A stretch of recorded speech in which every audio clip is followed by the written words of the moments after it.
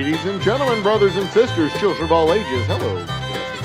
Get your cocktails ready because the show's about to begin.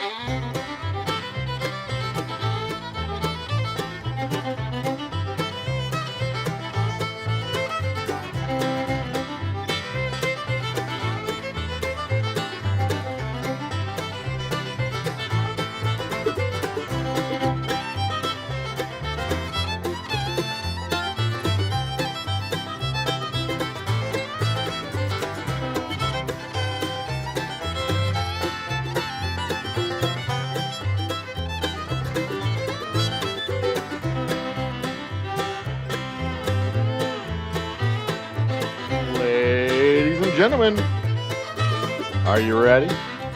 Are you ready? Let's get going.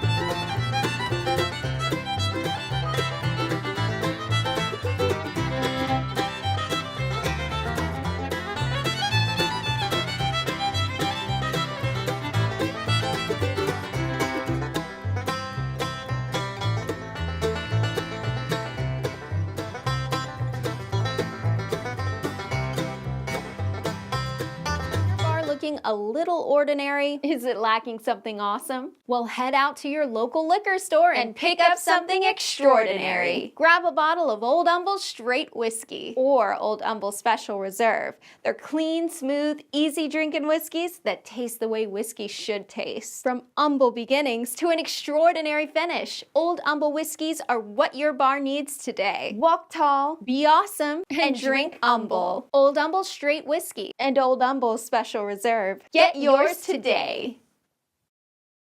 Get yours today, indeed, brothers and sisters, ladies and gentlemen, children of all ages. It is I, the Old Humble Guy, and we are back with another happy hour broadcast. I guess, is it a broadcast? Yeah, it's a broadcast. It's going over the interwebs. Stream. Happy hour stream. It's not a broadcast. Broadcasts go over the airwaves. This is something that I learned. I'll adjust my camera here. Something I learned way back in college. My sign's down too. Hold on one second. Take a look at my butt. Gotta have that up somewhere because if I don't have a sign up that says subscribe today, like, are y'all even gonna know to subscribe today? 2,225 of your closest friends have already done it. So why don't you get on to doing it too? We're going to start the show with our opening shot, as I always do, and then give some updates for operations at the distillery, so you fine folks know what's going on down here in the oil patch. First and foremost, we're just about to get over the summer doldrums. It has been roughly 100 degrees every single damn day since ever. Down here in Houston, and it is hot. It is just uncomfortably hot. Cheers. And I can get a lot of work done in the mornings, but after around 11 o'clock, I go home, go eat. It is unbearable back there in the distillery. The whiskey doesn't mind. It's aging. It's aging in barrels. We take these months to age our whiskey, but not a lot of work is getting done inside the shop specifically. So we take this time to go out and do our tastings on the road. And speaking of which, where's my notebooks? They're in my folder the other way. Speaking of which, you're going to be hitting the roads, not next week, but the week after that. The Old Humble Road Show returns. Be heading from the southeast side of Houston to the southwest side of Houston to the north side of Houston to Fort Worth to Dallas, Corpus Christi, Austin, San Antonio, back to the east side of Houston, north side of Houston, back up to Dallas, back up to Fort Worth, and back down to San Antonio again. We're going to be going all over the state, putting several thousand miles on uh, my trusty little car. It's doing remarkable, admirable is that car. And Ford, if you want a sponsorship, if you want to offer a sponsorship, more than willing to take one from you, Ford. Cheers. Got my corncob pipe. It's a good look for me, I think. A nice little corncob pipe. I can talk out of the side of my mouth like Popeye. We're not gonna do that right now. It'll be this side. Let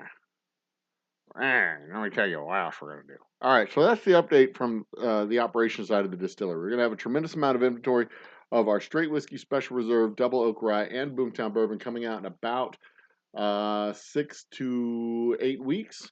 That stuff's gonna be ready. We have our bourbon is steadily coming online. We're steadily getting more inventory available. We'll have about 20 or so cases, 40 cases, 60 cases over the next 60 cases over the next I want to say 8 to 12 weeks. So there you go. There you go. You want to know more? You want to know more? Well, you can always shoot me an email, info@oldhumbledistilling.com. And more importantly than that, we are available now for you all across the country, 34 states, oldhumbledistilling.com/shop online. Just go to oldhumbledistilling.com and hit the shop now button. Hit that button, the shop now button, the shop online button. I'm not sure what I called it. I think it's shop online. Hit the shop online button. I'll bring you right to the store. We've got collections where you can buy 2 bottles at a discounted $5 off price. You can buy any 2 bottles that you want to buy. And you get free shipping with the Make It 2, the numeral 2, Make It numeral 2 discount code. Make It numeral 2, and it'll be shipped to your door. Just like that. Zip, zap, zoom. And then there you go. Our whiskey is available online, 34 states. Which 34 states, you say? Well, that's a great question because it's there on our website.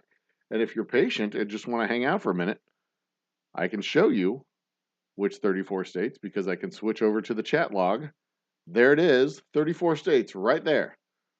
Not Oregon, not Utah, not Kansas, not the Dakotas, not Mississippi, not Georgia, not Tennessee, but also not Michigan, Ohio, West Virginia, and it looks like Vermont and maybe Massachusetts.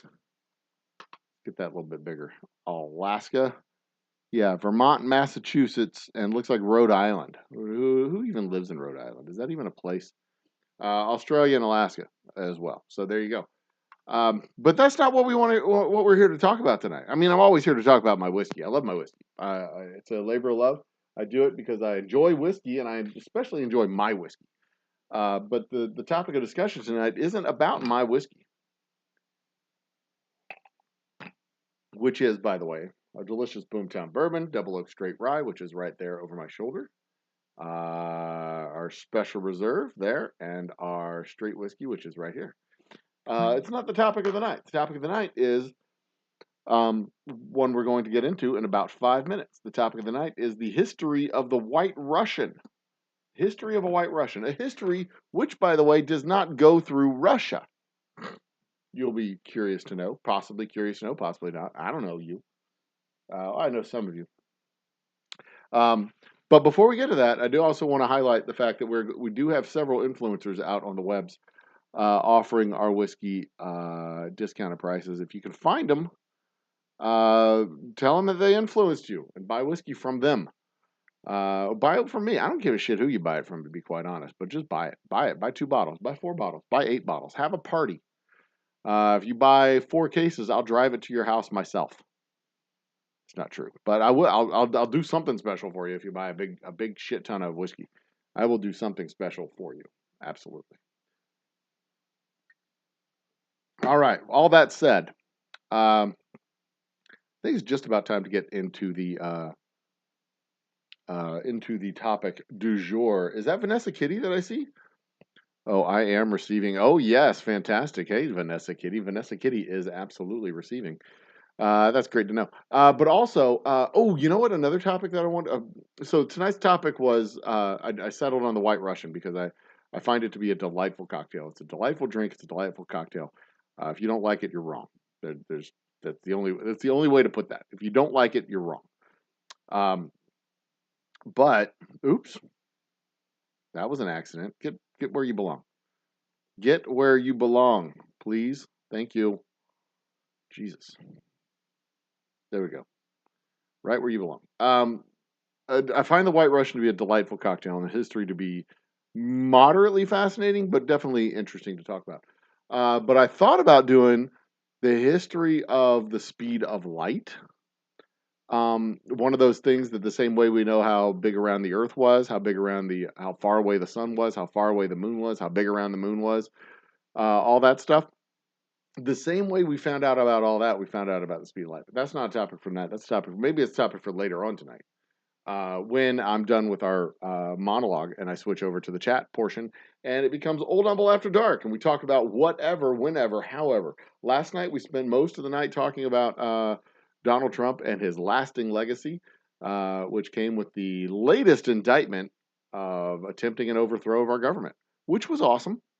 And during that conversation, I was talking with Dustin, Top Shelf Dustin, a frequent contributor to chat, and we set a bet. We set a bet, and I thought about it and wanted to make sure that he was serious about it the next day. And this bet is going to go through.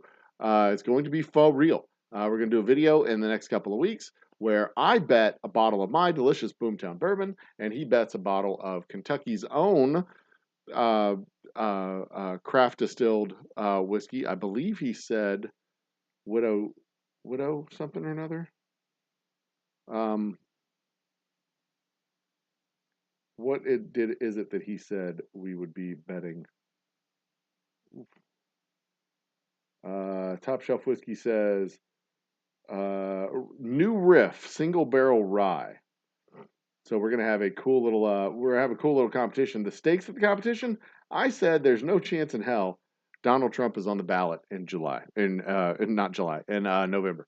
No way in hell Donald Trump wins the nomination for the Republican Party. There's no way in hell that they are that fucking insane still.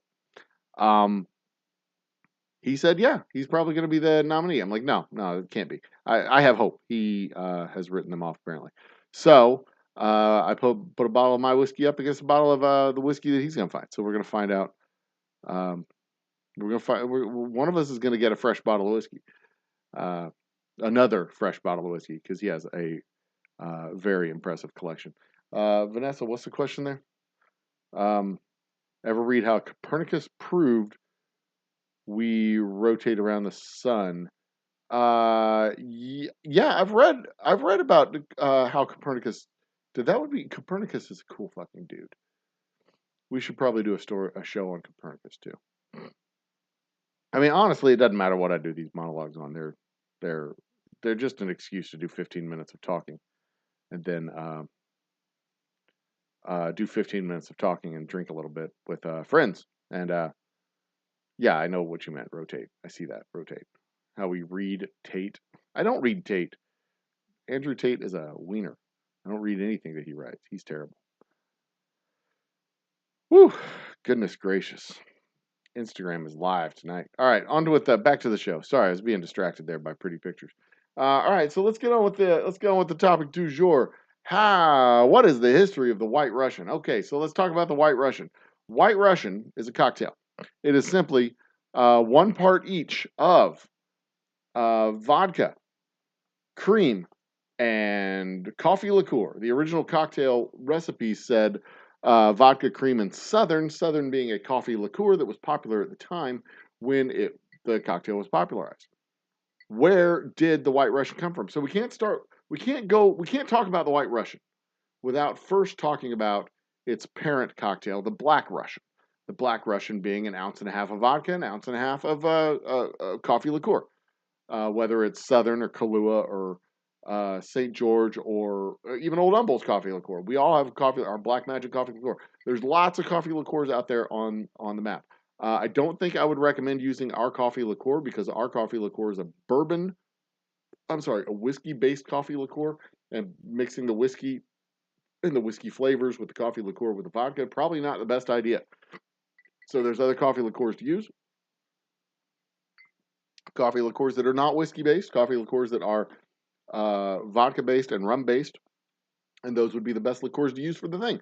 But the important thing to do with a White Russian, not a Black Russian, you can't do this with Black Russian, but the important thing to have with a White Russian is not have milk, but to use cream. But once again, I can't talk about the White Russian without talking about the Black Russian. I can't talk about the Black Russian without talking about Belgium. Belgium is where the Black Russian comes from. And the Black Russian was a cocktail created in Belgium by a bartender whose name was, let me find it. I had it written down. Gustav Tops. Gustav Tops was a Belgian bartender.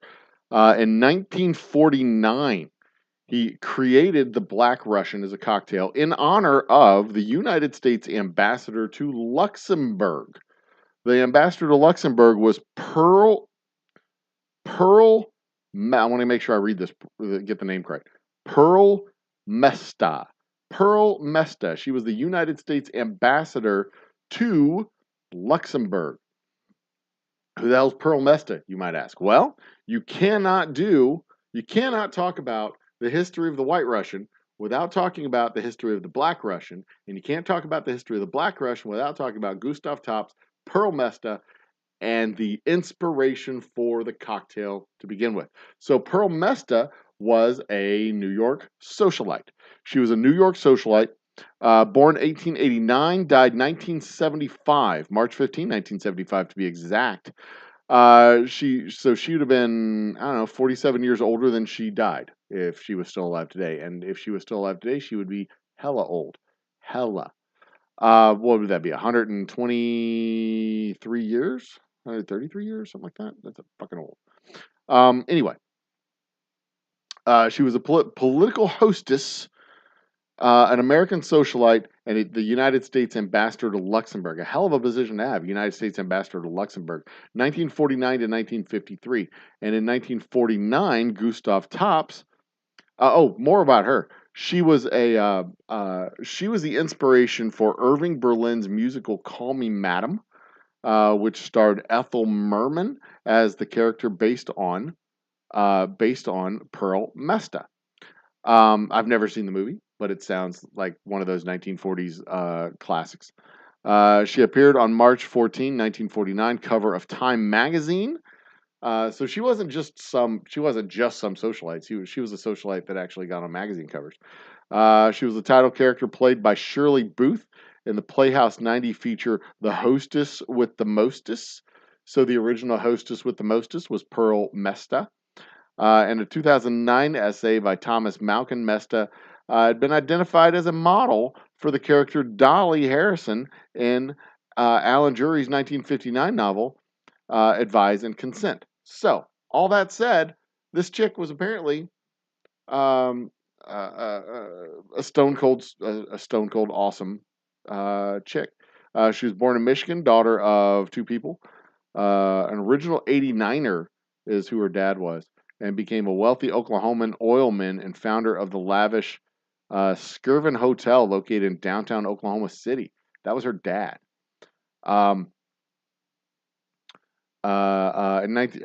She married George Mesta in 1916, but was widowed in 1925. She was the only heir to a $78 million fortune, $1.3 billion today. Mesta settled in Newport, Rhode Island, but moved to Washington, D.C. in 1940. She's also maintained a home in the Pittsburgh suburb of West Homestead, Pennsylvania. She was active in National Women's Party and was an early supporter of an Equal Rights Amendment. She switched to the Democrat Party in 1940 and was an early supporter of Harry Truman, who rewarded her with an ambassadorship to Luxembourg. So that's how she made her way to Luxembourg. She was a supporter of the new president. All right. Onward and upward, as they say. She's noted for her feature or festive parties, which brought together senators, congressmen, cabinet secretaries, and other government figures in a bipartisan soiree of high-class glamour. Invitation to Mesta's parties was a sure sign that one had reached an inner circle of Washington political society. Her influence peaked during the Truman era, being an old friend of the Eisenhowers. She maintained her social position throughout the 1950s. Despite her support of the Democratic Party, her power waned significantly with the rise of the Kennedys in the 1960s. Pearl was, in fact, a friend of Rose Kennedy, but a generation gap between her and Jackie Kennedy had made it impossible for her to stay relevant during the Kennedy era. All right, but all that said, so she was some cool socialite, and when she landed in Luxembourg, and she was partying over in Belgium, Gustav Top said, "Hey, I'm going to make a cocktail for this cat," and his cocktail was actually it was 2 parts vodka, 1 part coffee liqueur. That was the Black Russian cocktail. And its companion cocktail with the Black Russian came the White Russian. 1 part vodka, 1 part coffee liqueur, and 1 part cream. Now, very important to remember about the White Russian. Do not use milk. Milk is for children. Cream, either half and half or heavy cream, is what you use for a White Russian. That gives it the texture, as I drink my bourbon like a grown-up. It gives it the texture that you want in a White Russian. It's a nice, smooth, sweet drink. And that's also the caution that you need to have with a White Russian, because it's a nice, sweet, smooth drink, but it has so much sugar in it. If you drink a lot of them, you're going to feel it the next day. Sugar is a hydroscopic. It absorbs water.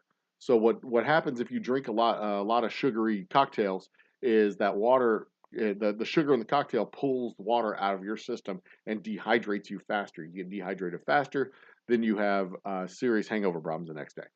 And again, I've said this before, and I'll say this again: the best way to avoid a hangover is to not drink.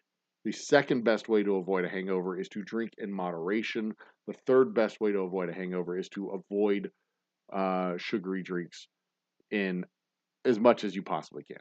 So drink in moderation, and if you drink sugary drinks, drink those very sparingly, and then you'll avoid the worst of your hangovers without question. But you're still, you're gonna have a hangover if you drink. You're absolutely gonna have a hangover if you drink. The only question is the severity of the hangover, because some hangovers are worse than others. They are not all created equal. Cheers, Bacon. Welcome to the party. So all that said, the White Russian was invented in 1949 when Pearl Metza landed in Luxembourg as the ambassador to Luxembourg. She was apparently gigging around up there in Belgium as well, because in the Metropole Hotel, the bar at the Metropole Hotel is where Gustav Tops invented the drink, and it floated around a little bit, kind of spread out. Southern was a very popular coffee liqueur at the time. They helped popularize the drink by advertising the cocktail's recipe, because it used they were a coffee liqueur. It used one of the constituent opponents was a liqueur that they made, so they helped to popularize by advertising that cocktail recipe. It spreads around for several years through the 50s and into the 60s. 1965 is when it gets picked up over in California, and it blows up a little bit more through the states as being popularized by this magazine in California, and it grows some more in popularity, and it becomes a drink that people thoroughly enjoy. But the mix this is also around the time where they start swapping out the coffee for or not the coffee, the cream for the milk, to try and give it a little bit less heft. And that is also when you start realizing when they start realizing a subpar quality of White Russians, and out in the cocktail scene because they're now using milk and not cream, and milk is not as good in a White Russian as cream because cream is heavier, thicker, has a better mouthfeel, a sweeter flavor to it, a better mouthfeel because it's heavier. Even half and half cream is heavier than milk. It's just a superior product. And if you pour everything together, you give it a couple of shakes, it gives a nice creamy quality to it. You can just layer it in the glass, but it's really really good if you give it a good shake or even a good vigorous stir. A good vigorous stir will incorporate everything together and give that cream a nice creamy consistency throughout the drink, and that's really what makes the White Russian set apart from a lot of other cocktails. It has this nice creamy consistency, a nice creamy mouthfeel to it. It's sweet, but it's not thick like a milkshake, but it's thick like like cream. It's thick like drinking a nice creamy espresso. Um, yeah, so there you go. Um, so anyway, um, but going forward, the next wave of popularization that came with the White Russian was, and I think most everybody watching will know this one because y'all are not terrible people, the 1998 movie The Big Lebowski with Jeff Bridges. Um, the Big Lebowski referred to the White Russian as a Caucasian on occasion. Caucasian on occasion. Yeah, I did that. Referred to the White Russian as the Caucasian, ordered White Russians, drank White Russians throughout the movie. I believe the count of White Russians that he drank in the movie The Big Lebowski was 17, but I can't remember exactly, but I believe he drank 17 White Russians during the movie The Big Lebowski. I'm sure y'all can Google that and fact check me. Um, go ahead, see if I give a shit.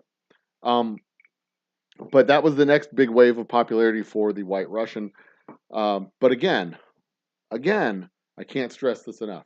If you're going to pour a White Russian at home, use cream like a grown up. Use half and half like a grown up. Don't use milk. Don't use milk. Save your milk for your cereal. Save your milk for just drinking milk and chocolate milk like a normal person.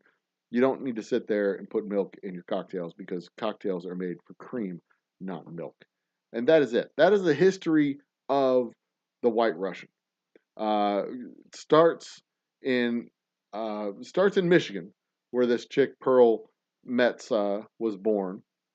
Winds its way through Washington D.C. and then ultimately into Belgium. Belgium is where the nexus of Gustav Tops and Pearl Metza cross. Gustav Tops creates this cocktail, the Black Russian, and its companion cocktail, the White Russian. A White Russian has never been, will never be, could never be an actual Russian cocktail. It gets the term, the Russian part of its name, from the fact that it uses vodka. And in fact, in the 1980s, for most of our lives, the vodka we drank was not Russian vodka. It was Swedish, Norwegian, and American vodka. So, and if you're really fancy, it was French vodka. So there you go. The White Russian, uh, Belgian drink, popularized in America and brought to America from Belgium, popularized over the course of 5 decades here in the States. Just a delightful cocktail by all measures. It really is. It's a delightful cocktail. I can drink them all night. I absolutely can. So Bacon says new sugar was the major factor in getting a hangover. Now, yeah, that's exactly. Well, sugar and alcohol. Alcohol is probably the most primary. I mean, for obvious reasons, it's alcohol.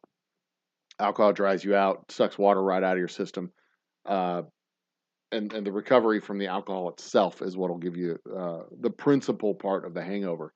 But the sugar will exacerbate it 9 times over.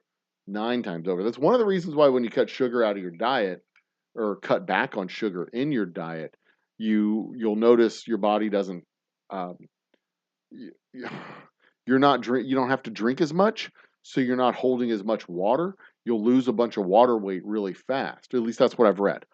You probably know more about nutrition than I do, but that's what I've read. That you cut the sugar out, your body doesn't retain so much water because you're not having to hold up so much water because you're not dehydrating yourself so much, and then you'll notice you'll shrink real fast because you don't hold so much water weight all the time. So anyway, that I'm gonna use condensed milk in my White Russian. Just condensed milk. Jesus Christ, I think that's even worse.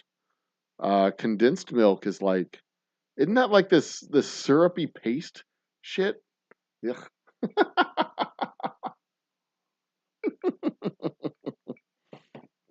It's like just lactose. Isn't that what it is? Lactose and a little bit of water. Yeah, it's just the sugar. Ugh. Anyway, so there you go. There you go. That's where we're at. Um, Honestly, I was out late last night. I don't know how long I'm going to be on the show tonight, to be quite honest. But y'all can make that determination yourselves with chat. Y'all can keep me up for as late as you want. I will be here as long as you're here. I started talking with a guy today about a possibility for a series of shows on our channel where we make a run to get whiskey across the country. You know, we got a gala in New York City, and we got to get this truck full of whiskey to New York City. And we only have 14 hours to get it there. Sound familiar?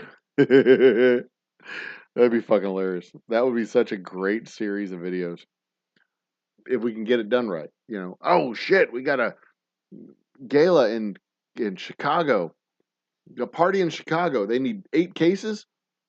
All right, call up my buddy Snowman. Hey, Snowman, need your truck. We need 8 cases in the truck. I'll block for you. Block for me? What the hell are you talking about? Oh, we got to get it up there in 2 days. It doesn't take 2 days to drive to Chicago. One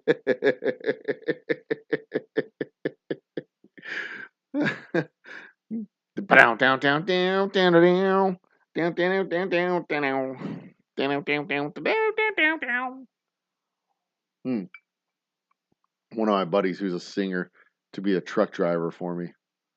That'd be cool. Just like Jerry Reed. Oh shit, I could do this. We could do this. We could do this as a show. A whole series of shows. Little 4-minute videos going from Houston to wherever. We got to get our whiskey from here to Katy, Texas, to San Antonio, and we got to get it there by Wednesday. Oh, it's like Thursday. We got that's like 6 days. It doesn't take 6 days to drive to San Antonio from Houston. Yeah, but we got to get it there. It's a 3-hour drive, man. We'll just like leave tomorrow or the next day and just get it there. It's not that big. We'll just go up on Monday and then come back. We'll be back home in time for dinner. No, we got to make it a thing. Let me get a truck. What? Why? All right. You be Iceman. I'll be Smokey. Then we got to find a cop to be the bandit and chase us. Or to be the Smokey and chase us.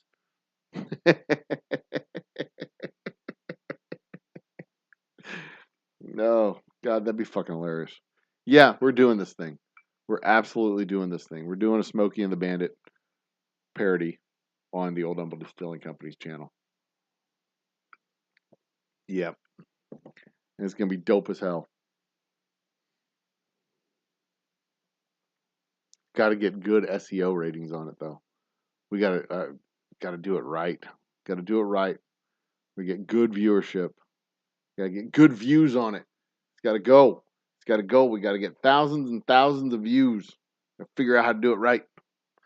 I don't know how to do it right. I'm really bad at SEO. Really bad at SEO. I'm really bad at SEO. I thought I had a magic, not a magic formula. I thought I had a formula.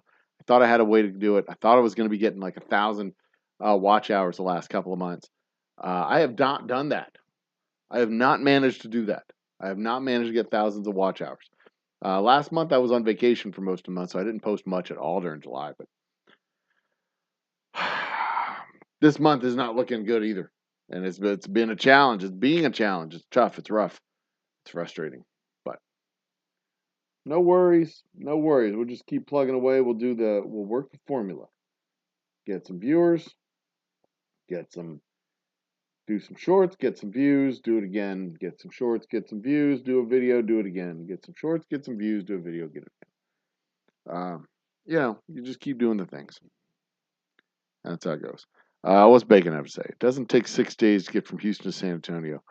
Sounds like it's the journey, not the destinations. Oh yeah, and see that's the funny thing. We'd be like, it doesn't take 6 days to get from Houston to San Antonio, and then it'll take 6 days to get from Houston to San Antonio. There'll be something that happens. Like I'll get in the car with the whiskey and we'll head out, and we're in traffic, and then we like it is standstill traffic. It is not going anywhere. Like what the hell is going on?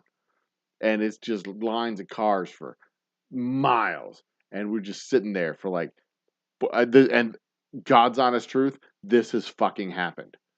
Just sit there for 6.5 hours. Just sit there. I mean, it's only 200 miles. It's only 199 miles from downtown Houston to downtown San Antonio. It is only 199 miles, which is a 3 hour drive. It's not that big of a deal. 2.5, 3 hours tops. It's not that big of a deal. I've made that commute. I've driven to San Antonio in the morning, done the shit that I need to do, driven back. No big deal. But if you have a diversion of traffic here, now 6 days, it's hard to make a 3 hour trip be 6 days. Really hard. I know Gilligan's Island did it, but it is really hard to do that in real life. Like we're going over here. You got to stop. You got to stop. You got to stop. You got to stop. I got to go to the bathroom. You got to go to Buc-ee's. Got to do this. I got to do that. It's really tough. So it won't be 6 days, obviously, but it'll be like, it's Wednesday. They need it Friday. It's only 3 hours. We're good. We got plenty of time. So, we'll leave in the morning. We don't need to leave tonight. But, it'd be like one of those things where like, maybe I got to get the bottles. And I got to go to Laredo and come back and get with the bottles. Or, I don't know. We'll figure something out. Like we literally were talking about this idea at 9 o'clock. And the show started at 10. So this is a fresh, brand new idea. Cheers, Bigfoot Silver Hide and Seeker. Good to see you guys, man. It's been a while. But yeah, I mean, this is a brand new, fresh idea. And as soon as I saw the first text about it, I'm like, yes, we could do it. And it's probably not going to end up being like Smokey and the Bandit. It's probably going to be end up being like something else. But the original thought. Like the original thought, the first message was, y'all should promo your whiskey with like a movie, with like this the story is around you having to get the whiskey from one place to another, like and call it like Whiskey Run or something like that. And I was like, yeah, like there's whiskey in Houston, and they need it in New York or something, like Smokey and the Bandit. He's like, yeah, like Smokey and the Bandit. I'm like, yeah, like Smokey and the Bandit. We were thinking on the same wavelength immediately. But it could be a lot of things. I mean, Cannonball Run is New York City to Los Angeles, but we're in Houston. So, we got to get it from here to Dallas, or we got to get it from here. Oh, El Paso. They're out of stock in El Paso. Oh, shit. When do we need to get it there? It's a 13-hour drive. Do it in 12. Let's go. We could do that. We have 3 competing teams trying to get this case of whiskey into El Paso. That's a fun one. We have 5 competing teams. Everyone has a case of whiskey. You got to get it to the bar in El Paso because they're the ones that are out of stock. We have two stores that need a case, and this bar needs a case. So we got 3 cases, 5 teams. The first team to get it there. Such a dumb concept because like the other 4 teams were like, fuck it, I'm not going to compete for a fucking paycheck. But the first team to get it there gets paid. The other teams, screw you guys. Y'all can keep the whiskey. That's it.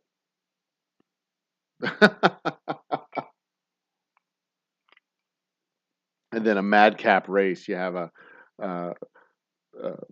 Dom DeLuise and Burt Reynolds in a Ferrari going from Houston to El Paso. You have Jackie Gleason and some other guy and Jackie Gleason and Tom Arnold. That's a good combo. In an airplane, a little crop duster thing flying out to El Paso. You've got uh you got uh uh shit. Most of these people are dead. Sammy Davis Jr. and Frank Sinatra in a bus. You know, uh, just absolute madcap fun. That's like Cannonball Run, by the way, or Mad World.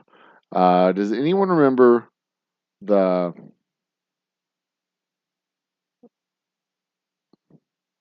the the name? What does that say? The the me of that road racing road trip show Goldberg hosted way back. Uh, Goldberg, I don't know what. No, you got to give me more information than that. 160. Make this bigger. Is that better to read? Easier to read? Yeah, it's a little better to read, I think, on the screen. Does anyone remember the name of the road racing road trip show Goldberg hosted way back when? Goldberg, like is like the wrestler. Goldberg Road. What is it? Road racing show. Uh, Clarkson judges Bill Goldberg Racing Dodge Challenge. WWE legend Bill Goldberg spears Toyota Tundra into no Bull Run. Is that what you're talking about? Bull Run was a television series which features 12 teams competing on a 4,000-mile, 18-day road rally to win a grand prize of 200,000 US dollars. Bull Run uses a modified 12-car rally format.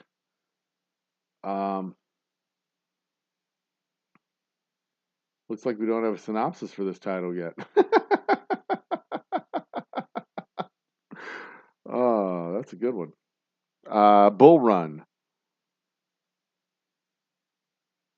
Yeah, I think that's what it was. Bull Run is what it appears to be according to IMDb. No, I'd never heard of this thing. So, the television series features 12 teams competing in a 4,000-mile road rally to grand prize $200,000. It will use a modified 12-car rally format.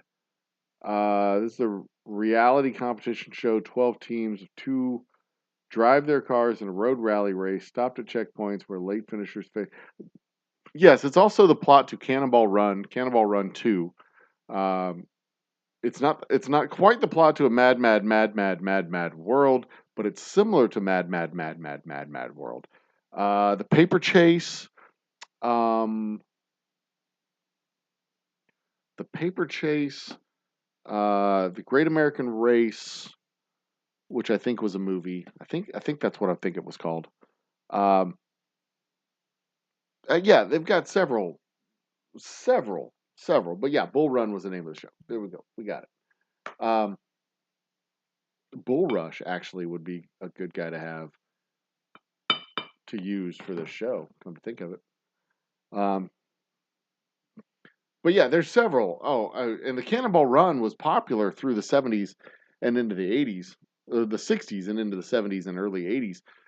Currently, I think the world record for Cannonball Run from New York to LA is 24, 25 hours, something like that.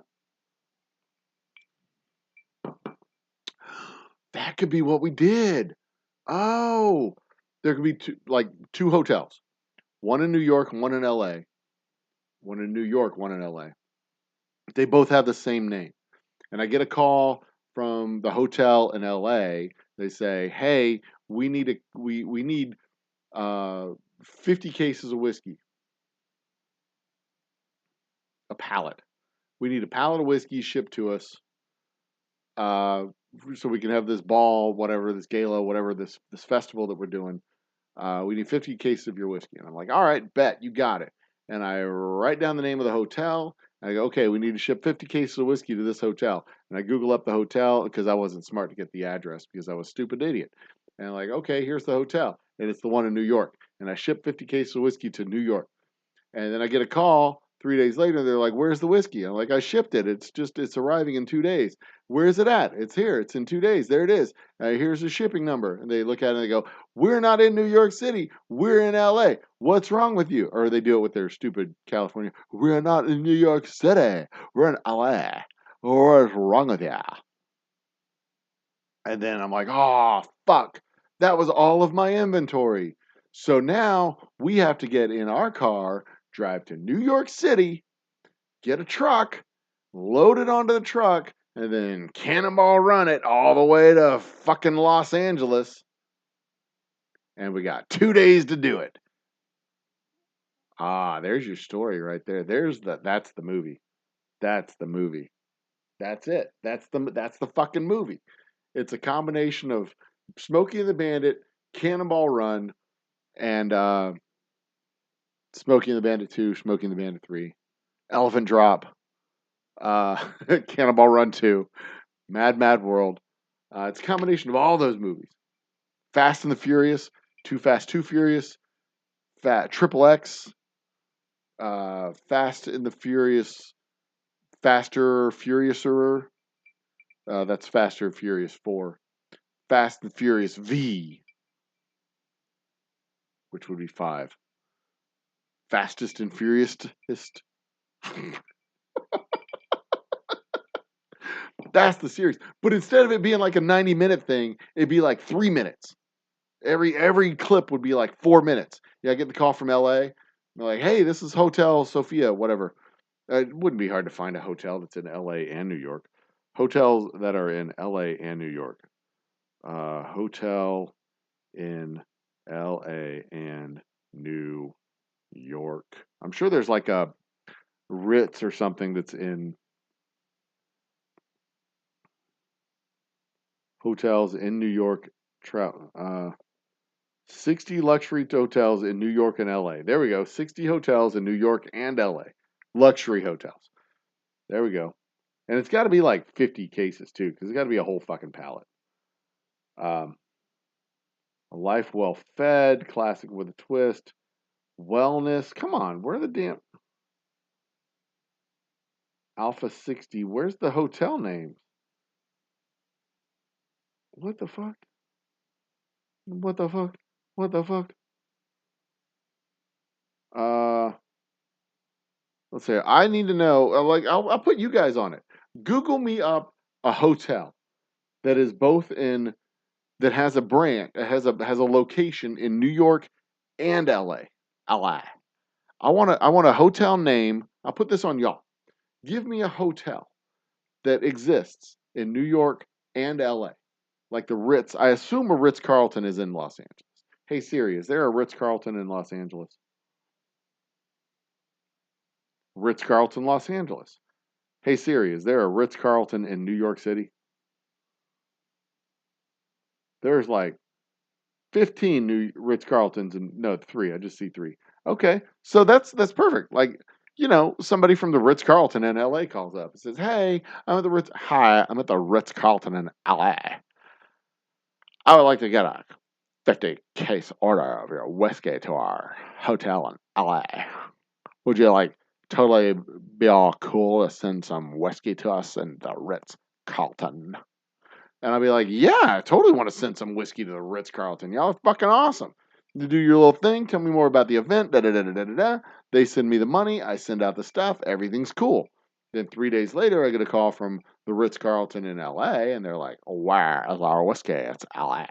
Hello? I'm like, no, I sent the whiskey to the Ritz-Carlton. They're like, well, we're the Ritz-Carlton in L.A. Like, well, why are you in L.A.? There's a Ritz-Carlton in New York City. Why the fuck aren't you in New York City? Oh, we're in L.A. Oh, that sucks.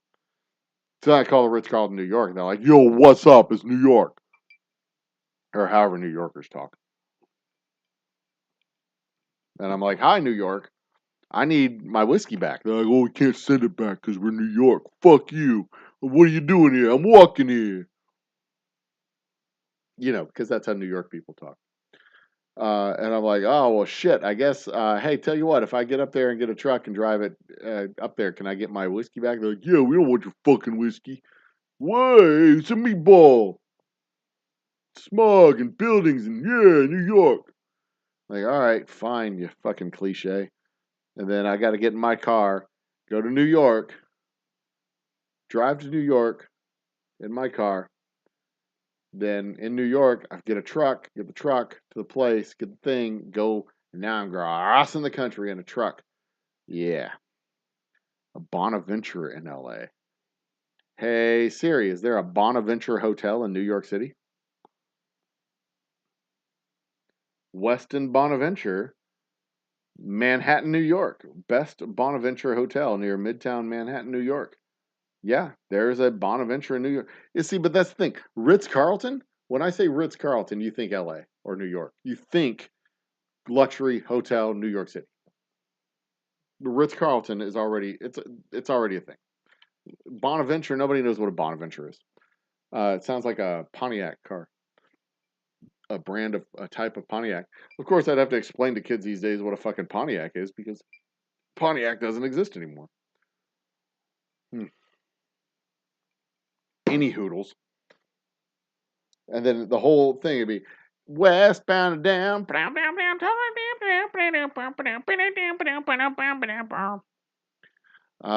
You do the whole theme, whole song and everything. Get my boy Ryan Adam Wells to do the soundtrack. Fuck, this could be fun. Oh shit. And you know,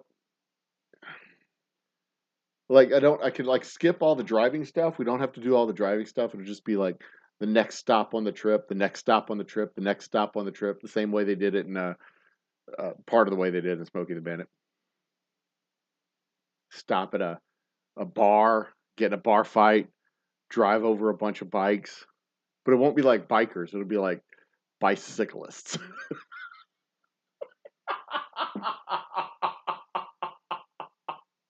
I go to a bar, I get a bar fight with a bunch of soy drinking fucking bicyclists.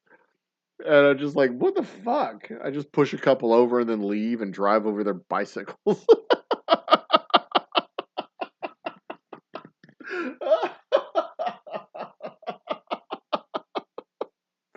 Oh, that'd be fucking hilarious. Oh, you stupid bicyclists. God. Oh, yeah, this is gonna be fun. This is gonna be fun. Yeah. Yep. And the first couple of I was be like, okay, we're gonna put together this 50 case order, and I got to go get the bottles. So I got to rent a truck and go down to Laredo. This is a real thing that happens, by the way. I rent a truck, go down to Laredo, pick up my bottles, bring it back to Houston. Laredo is 8.5 hours from Houston, Texas. Um, I leave at 8 in the morning, and I no. Hey Siri, how far is Laredo from Houston, Texas? 350 miles. So it's about 6.5 hours. Uh, give or take, between 6 and 6.5 hours. Usually, I leave at 8 in the morning and I get there by 3. And I have to leave at 8 in the morning because that's when I can rent the truck. So I'm usually on the road 8:30, 9 o'clock, 9 to 12, 12 to 3, 6 hours. Solid 6 hour drive from here to Laredo. Load up the truck, turn around, come back. All day on the road.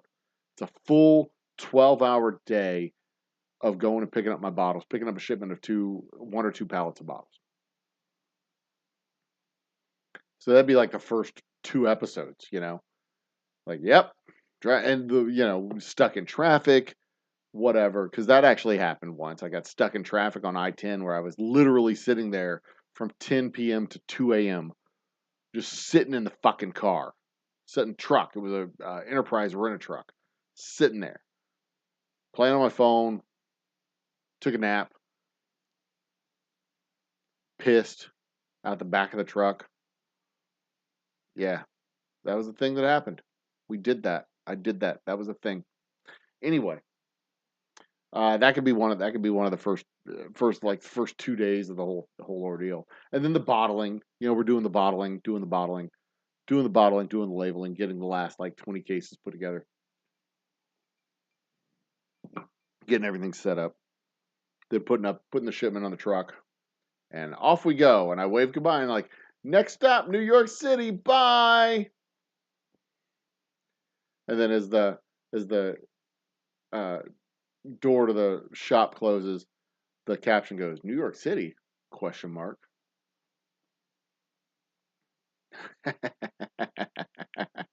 To be continued. Shit, I could do this. Could be a thing. This could be a fucking thing.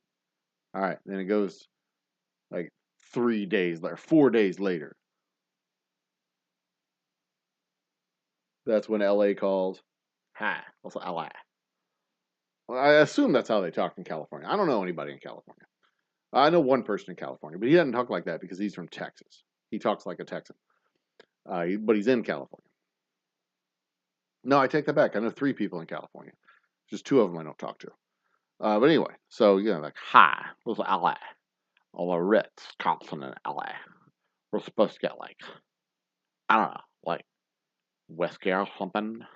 Like, yeah, we just shipped that stuff off to the Ritz Carlton. Oh, I did that for the Ritz Carlton in LA. I did that for the Ritz Carlton in like New York City or somewhere else. Like, the Ritz Carlton. Y'all have a Ritz Carlton in Los Angeles? I thought this was the Ritz Carlton in New York that we were sending it to. Like, no, it was gone to LA, not New York. Anyway, you didn't get us our whiskey. It's supposed to be here in like 3 days. Yeah.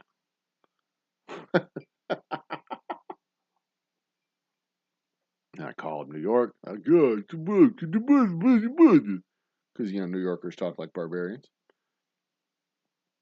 And then they turn around. Then it's like, all right, time to go. And I can't hop on a plane. That's cuckoo bird crazy. Who would hop on a plane? Oh no, you know what? That's the comedy. I go to get on a plane and the plane can't take off, and I'm like, you know what? Fuck it, we're driving. Oh yeah, the pilots go on strike or something like that. And it's like all the planes are delayed for 3 days. Like, screw that, we're driving. Yep, yep. And I connect up with some I don't know, crazy Armenian or something, and they're like, yeah, we got a fucking Armenians talk. Hey, we got a Ferrari. We can take you there, eh? The worst Armenian. I have no idea what an Armenian accent sounds like, but that's what it's gonna be. Hey, Armenian guy here with the Ferrari. You can ride in my Ferrari. I'll get you to New York City in like 2 days. And we just like take off for New York City with our new Armenian friend. With my new Armenian friend, and then we go to New York City. I'm like, thanks, Sven. I don't know what Armenian names are. Ignal, whatever. Shake his hand, high five him, whatever. He gives me a gold chain. I give him my Old Humble hat, and we're like all cool. And I'm like, all right, what are the next step of the process? I need to get a truck. I need to get my whiskey, and we need to go to LA. And then I find a truck, but not just any truck. I mean, we're not renting an Enterprise rent-a-truck here.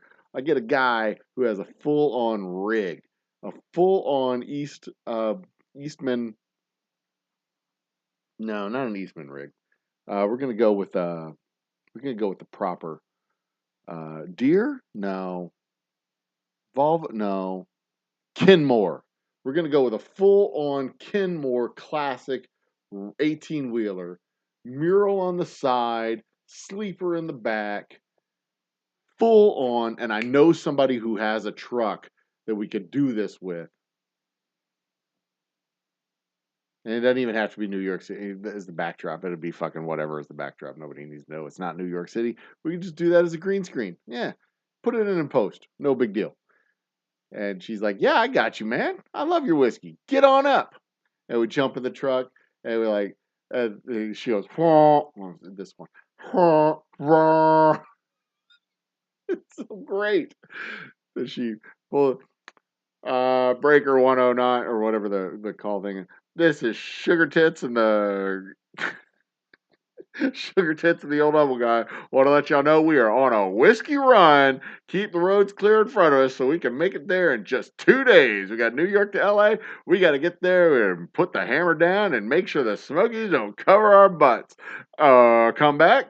And they're like, everybody else gets on the horn. They're like, we got your back, Sugar Tits and Old Humble Guy. We're going to see how we can see y'all through.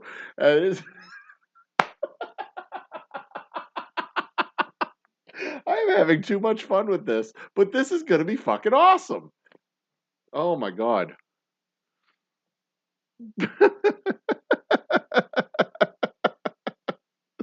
Important question. What would the fast food choice be on the trip? Oh shit, it's got to be Whataburger. It's got to be Whataburger. We're stopping at Buc-ee's and going and eating at Whataburger. Without question. That's the trip. I mean, why even, you know, it doesn't even matter if they have Whataburger in New York. We're going at it. This is the fucking shit here. And Tanya could be my Iceman. And I'm not going to be able to block for her in the front. But that's where the Armenian comes back in. And he's on his radio, and he radios up to it's not going to be Sugar Tits. It's going to be whatever her name was going to be. Honey Mama or something. I don't know what her name's going to be. But he radios back to her. He says, hey, I'm heading back to my home in Glendale, California. I'll block for you to make sure the Smokies don't give you any trouble, eh? I know that's not Armenian in any way, shape, or form, but that's just amusing the shit out of me that would possibly be his accent. And he'd just be some guy putting a tank top and a red hat, a red baseball cap, some gold chains, and some fucking track pants. He's like, hey, I mean, hey, you, Bacon, you can be my Armenian guy for all I give a shit. That'd be fucking hilarious.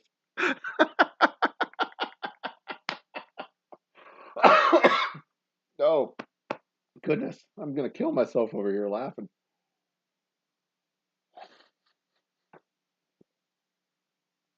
Hey, I'm the goddamn, on the fucking radio. Hey, I'm the goddamn Bacon blocking for you here. Make sure Smokey stays off your back.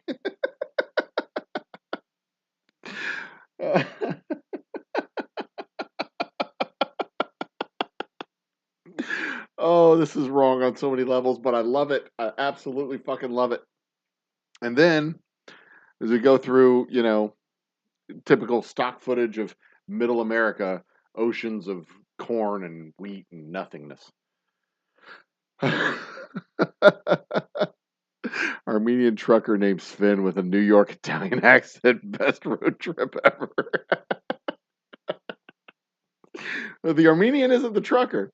The Armenian is the guy in the Ferrari heading back to Glendale from New York after picking me up and after giving me a ride from Houston to New York because he had nothing else to do. He is our bandit. The Armenian named Sven is our bandit. And that's what I'm going to tell the trucker that we pick up. Like, I don't know what your call sign is on the CB, but your call sign from here forward has to be Iceman. Snowman. It has to be Snowman because we're doing a Smokey and the Bandit run, and you are my trucker, so you've got to be Snowman. I'm the whiskey guy. You're Snowman. And she's like, all right, I'll be Snowman. Whatever. And this is Snowman. She does the call out. The Armenian guy goes, hey, this is Finn. I guess I'm gonna be Bandit.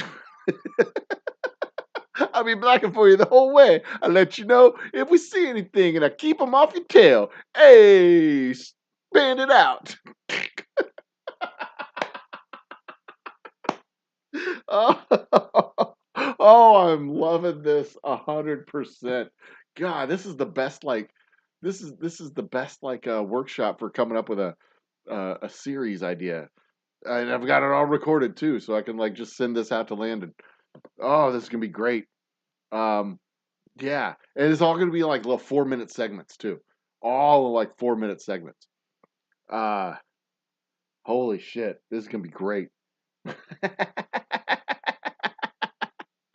All in 4 minute segments. Um, and then as we're doing the stock footage, um, uh, uh,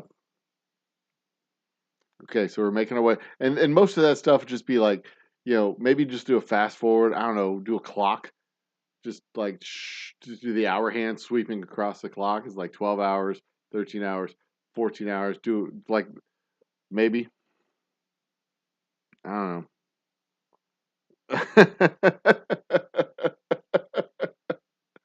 uh, and then as we get to the LA shots, get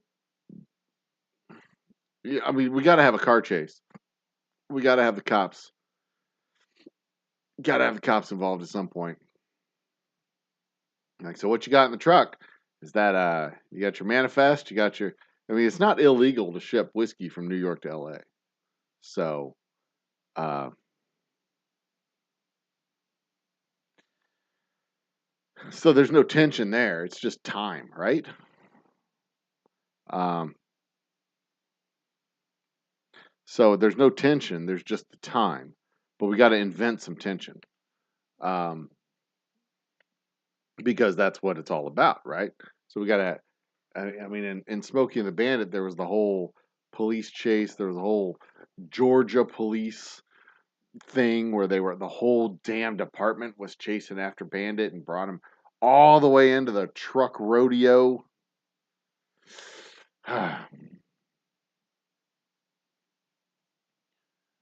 And we got to have some kind of tension going across Kansas, maybe. The cops in Kansas are like, no, we don't cotton to no. Okay, so we're going from New York to Chicago, Chicago down Route 66 through Amarillo. We got to stop in Amarillo. It's big text to have the steak. Go through Amarillo, down through Santa Fe. Okay, so from New York to Chicago, Chicago down Route 66 all the way across. I mean, that's not the fastest route, but huh. How do we do that? How do we do the actual road trip part? The actual fucking shut up, Longshanks.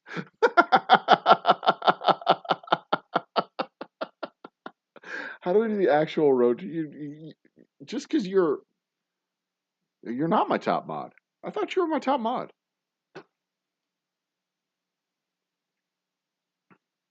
Huh. All right, that's fine. I'll fix that later, Shanks. Let's see here. Let's go ahead and put him in add him back as a moderator. I don't know what happened. Old friend from college, but thorough dumbass. Anyway, California part would probably be the most troublesome. 50 mile for trucks. Ow. Mm.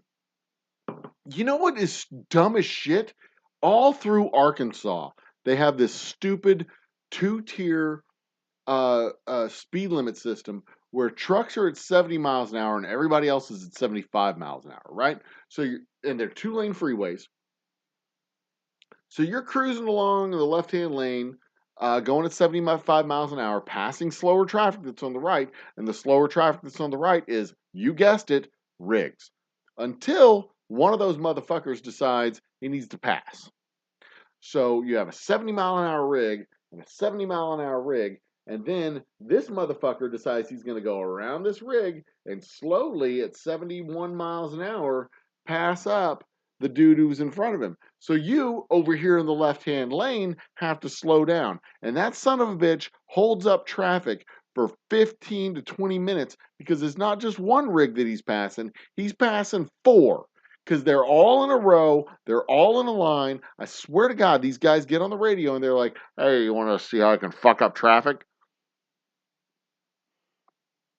Dumbest, stupidest fucking thing to have one set of speed limits for trucks and another set of speed limits for everybody else because, ugh, because either the trucks are going to blow past the speed limit and ignore it, or they're going to fuck up traffic for everybody because two trucks in two lanes is going to fuck up everything for everybody.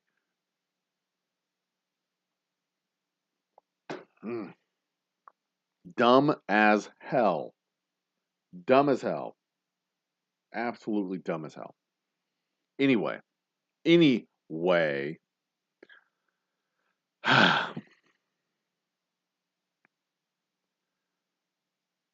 Glad I got that off my chest. Maybe that'll be another rant that I do. Stupid speed limit rules. It doesn't solve any problems. It just creates problems. Like, oh, we don't want trucks going too fast. Well, you want trucks going at the rate of speed. Like, make everything 70 miles an hour. Then you don't have to worry about fucking stupid shit. Anyway, okay. So maybe it's when we're going through Kentucky. The cops in Kentucky are like, no, we can't have Texas whiskey going across the country, not through our state. Although we wouldn't be going through Kentucky, we're going through Chicago, down. Route 66 doesn't go. Okay, let's see what the route from New York City to LA actually looks like.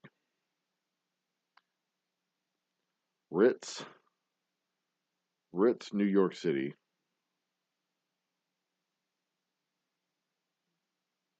The Ritz, New York City. That's Houston, you stupid shit. Ritz-Carlton, New York City. Where is it? Ritz-Carlton, New York City. New York City. New York Central Park. Ritz-Carlton. The Ritz-Carlton. All right, so we'll start there. Go driving directions from Ritz-Carlton to, not my location, Ritz-Carlton, LA. Ritz-Carlton Lake. That's New Orleans, LA. That's not the LA that I wanted. Ritz-Carlton, California. That's Tahoe. Ritz-Carlton Laguna. What the fuck? Los Angeles. There we go. Ritz-Carlton, Los Angeles. All right, let's go. Driving directions. 1 day, 16 hours. All right, so that route looks like leaving New York City. Huh? What? Not to Central Park. All right, fine. It looks like you're going through Salt Lake City, through Las Vegas. Oh, it does go through Chicago, but it doesn't follow Route 66. It just goes through Chicago. What is that highway? Is that a highway? That's interstate. I just thought I saw it. Interstate 60? 80? Interstate 80. Huh. Interstate 80, California I-110, 110 North, 110, Interstate 10, Interstate 10, Interstate 15, Interstate 70, 76, 80, 80, 80. It's all interstate travel. It's not like, we're having to get out of the car and hack our way through some woods or anything like that. But I love this. 370 miles on Interstate 80. Just, throw a brick on, and then 354 miles on Interstate 80. Throw a brick on the accelerator, climb in the back, and take a nap. 145 miles on Interstate 80. 152 more miles on Interstate 80. 125 miles on Interstate 80. Jesus Christ, 342 more miles on Interstate 80, 174 miles on Interstate 80, 501 miles on Highway or I-76, and then another 397 miles on 70. Ugh. God, America's huge. Dude, we could do this as a show. This would be fucking awesome. A whole okay, so we got to invent. Gonna have to get in a bar fight. Oh, that's it. We get in a bar fight with a cop's kid, and then the cops start chasing us all the way across the country to bring us in for fighting with their shithead kid. Forget about the bikers. The bikers were the bad guys in the 70s. I was in the 70s anymore. The cops are the bad guys now, right? I mean, come on. Let's buy into the cultural phenomenon. A cab, right? It's not true. But we go with all cops' kids are bad. We go with that. But we a whole like a Blues Brothers thing. We just piss people off all along the way, not on purpose. It's just because we're being who we are, and they don't like who we are, and they're just like, oh, fuck these guys, and they get in a fight with us. And then we have the hillbillies and rednecks and cops' kids and pastors' kids, and everybody's just chasing after us. And we're like, yeah, we got enough whiskey for everybody. Let's go. Mm. Yeah, that's how we do it. That's how we do it. And then it becomes a cross-country road chase, not a road race, a cross-country road chase. Yeah, and we get enough. We get enough uh, uh, lead ahead of these guys that I go in the back and I put for a good time. Follow us. We're going to the party. Yeah. Um, the feds have taken up over the interstate, so it's all what? The feds have taken over the interstate, so it's all state highways. Oh, could we do that? Like just abandon the highways and go with the U.S. or abandon the interstate and go with the highways? Be like, yeah, it's too hot, man. We can't be on the interstate. That's where they're expecting us to be. We got to take the side roads. Dude, bacon. That's it. We get in a fight. The cops are on our ass. And we're like, we got to abandon the freeway. We got to abandon the interstate because that's where it's hottest. And I call up. I get on the horn with Sven. I go, hey, Sven, my Armenian friend. I need to hear from you, bandit. Give me your ears. And Sven gets back on it. He's like, hey, what's up? I'm your man. He's got to do the finger thing, too. Hey, what's up? I'm your man, the bandit, calling in front of you. Like, hey.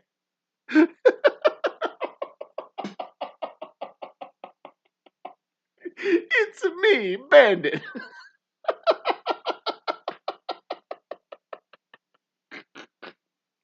Oh my God, how stupid. It's me. Oh, Jesus Christ. Anyway, what was I saying? Oh, yeah, he's like, yeah, we got to abandon the freeways. We're doing back roads, man. He's like, I got you covered, man. We going back roads all the way to Glendale. Hey.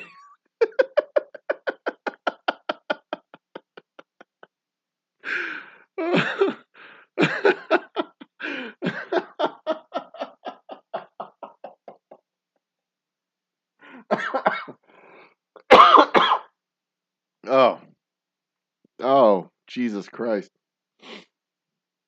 And then I call back to my navigator at home, who is my lovely wife, and I go, okay, honey, we need a new route. Can you get it to me? That's where Sugar Tits comes in. No, Honey Bear. She'll have to be Honey Bear. Honey, sweetness, sugar. Hey, sugar. You will not believe this. My wife's like, oh my God, what the hell? What have you done now? Ooh, ooh, ooh, ooh. But that's the plot device. That's the directorial device that I can use to avoid having to do like the actual scenes of the fighting, right? I could just use the description. Like I'll be on the phone, we'll be recording obviously in the cab of the truck. I'll be on the phone like, "Hey, honey." She's like, "Hi." Like, "Hey, she's like, "What the fuck?" Like you wouldn't you're not gonna believe this, but Okay, so let me tell you what happened. Uh, and I just tell the story. That way we don't have to do the whole fight scene, right? Saves money. Don't have to go on location. Don't have to do the fight scene. Don't have to do all the stuff. You're not going to believe this. And she's like, yeah, you're right. I don't believe it. You sound like you're full of shit. And like, anyway, so we can't use the freeways. So could you get me from wherever I'm at right now? And then that's when Tanya goes like she's like, yeah, we're just outside of Columbus. Well, she's like, oh, and we're like, okay, we're outside of Columbus. Can you get us to Los Angeles not using interstates from here forward and get us there in less than 2 days because we have to be there by Thursday? And my wife's like, all right. And then that's when we do like the computer montage where she's like on the computer and like the formulas going around her head and like the hacker's treatment, and like the green thing and all that stuff. And then she calls me back up. She says, "Okay, I got your route." And then it cuts to black and then be continued. That's fucking awesome. Yes. Oh my god, this is gonna be great. God, this is gonna be great. This is gonna be fucking amazing. This is gonna be great. This is gonna be great. Y'all are gonna love this. This is gonna be great. All right. So then after that, we go onto the side roads and the back roads, and we're going through the small towns, and we don't have any problems with these people anymore. But we pick up more bad guys. We got to pick up more bad guys along the way, right? We got to. We got to pick up more bad guys. And then this is when Tanya tells me that Tanya, by the way, she pops into chat every once in a while. Tanya's home cooking. She's my trucker friend. Uh, like, oh, by the way, we've got a tracker on this. Our company knows where we're at. Like, what? She's like, yeah, don't like they're on my ass too. Like, oh, what? You risked your job for this? She's like, whatever. I own my truck. Okay, anyway. So then we're cruising through the shitty little towns.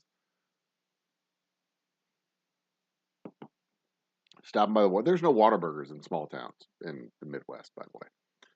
Um, there's no nothing in small towns in the Midwest. It's just, you got to go to the moderate sized towns and you just get like all the generic fast food wastelands. We did stop when we were on our roadie.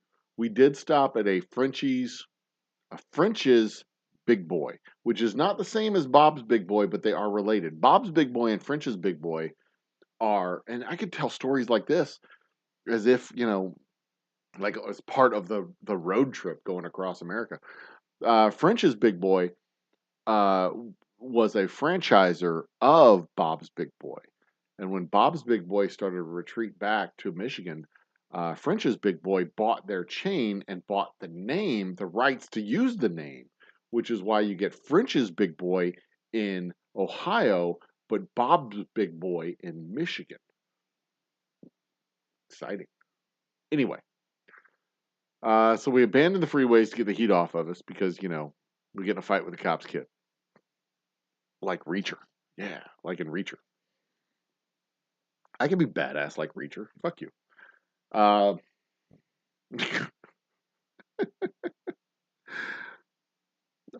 where was I going with this?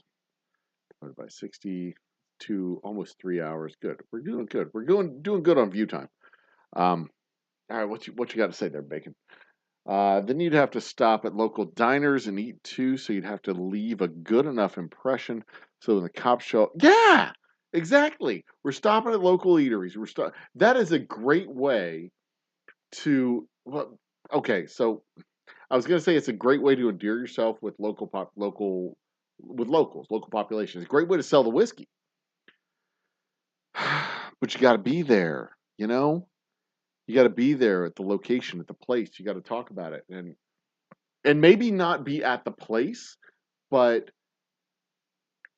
all right, a directorial tool. So instead of being there talking about the place, I could just have like a still screen of the storefront, and then a still screen of the storefront, and then cut to the like lunch. Like just you have the still screen of the storefront right here. Boom, still screen of the storefront. Bam, and then titling lunchtime, and then the city, bum bum bum, and then the place, and then parentheses population 285, whatever. Um, and then we just talk about what we ate. Talk about what we ate, talk about the owner, talk about the stuff. Call them up and say, "Hey guys, I want to feature you in a YouTube short or a YouTube video that we're about to do. Tell me a little bit about your place," and then I'll talk about the place in their words and say, "Yeah, the owner, Edna and Marcus are great folks, wonderful food. We had the blah blah blah. It only cost us so much. We left a nice tip. Be sure to tip your waitresses because they're doing good fucking work. And if they're not doing good work, I'm not the kind of person to say don't."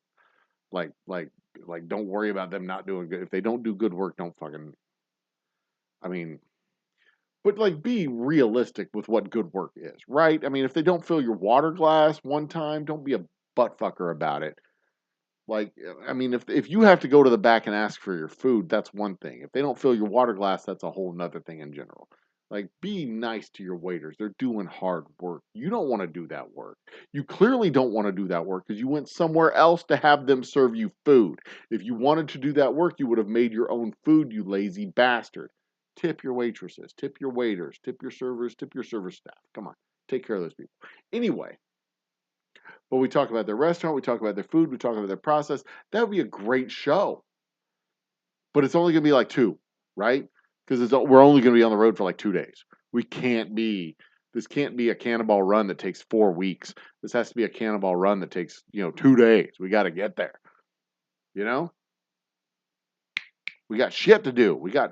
They're thirsty in Los Angeles. We got whiskey in New York City. There's whiskey in New York and whiskey. How the hell would you even do that?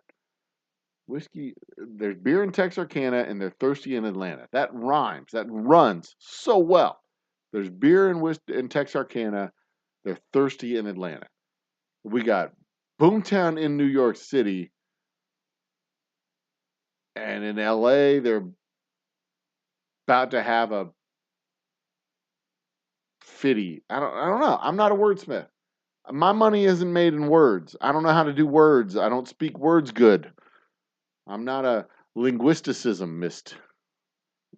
That's a word now. Fuck you.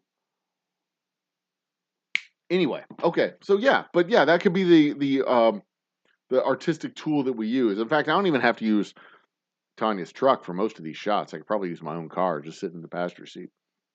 Because y'all don't know. I'm looking out the passenger side of my car. Y'all don't fucking know if it's a rig or my car. I'm just in the passenger seat. Y'all don't know. Anyway. But that's a good idea. So I got to stop at the local places. We got to stop 2 or 3 times for gas probably. But you got to stop at the local places. Keep so when they say the cops, I don't know who they are because that's what they did. That's what they did with Bandit. The cops come, hey, have you seen this guy? Like, we ain't seen nothing, officer. And if we had seen nothing, we wouldn't tell you that we had. Now, blah blah blah. They did that more than a few times. And then people coming out on the roads, they're like, oh, Bandit's coming down the road. We heard. And they come out and they're cheering them on with the signs and all that stuff. Cunning linguist. Oh, you're clever. You're a clever boy. All right, so anyway, we're making our way through a back road. So we get off the freeway, then we hop on Route 66. We're making our way down through Amarillo. We stop at Texas, have our 72-hour contest, get back in the rig. We're stuffed. And of course, then we have to stop and puke because we ate we ate 6 pounds of food. Jesus Christ, who does that? We throw up the steak, but we got it for free, so it's okay. Get back in the truck, keep going. We got to pick up some hitchhikers along the way, right? One of them has to be crazy, one of them has to be normal. We got to pick up a hitchhiker.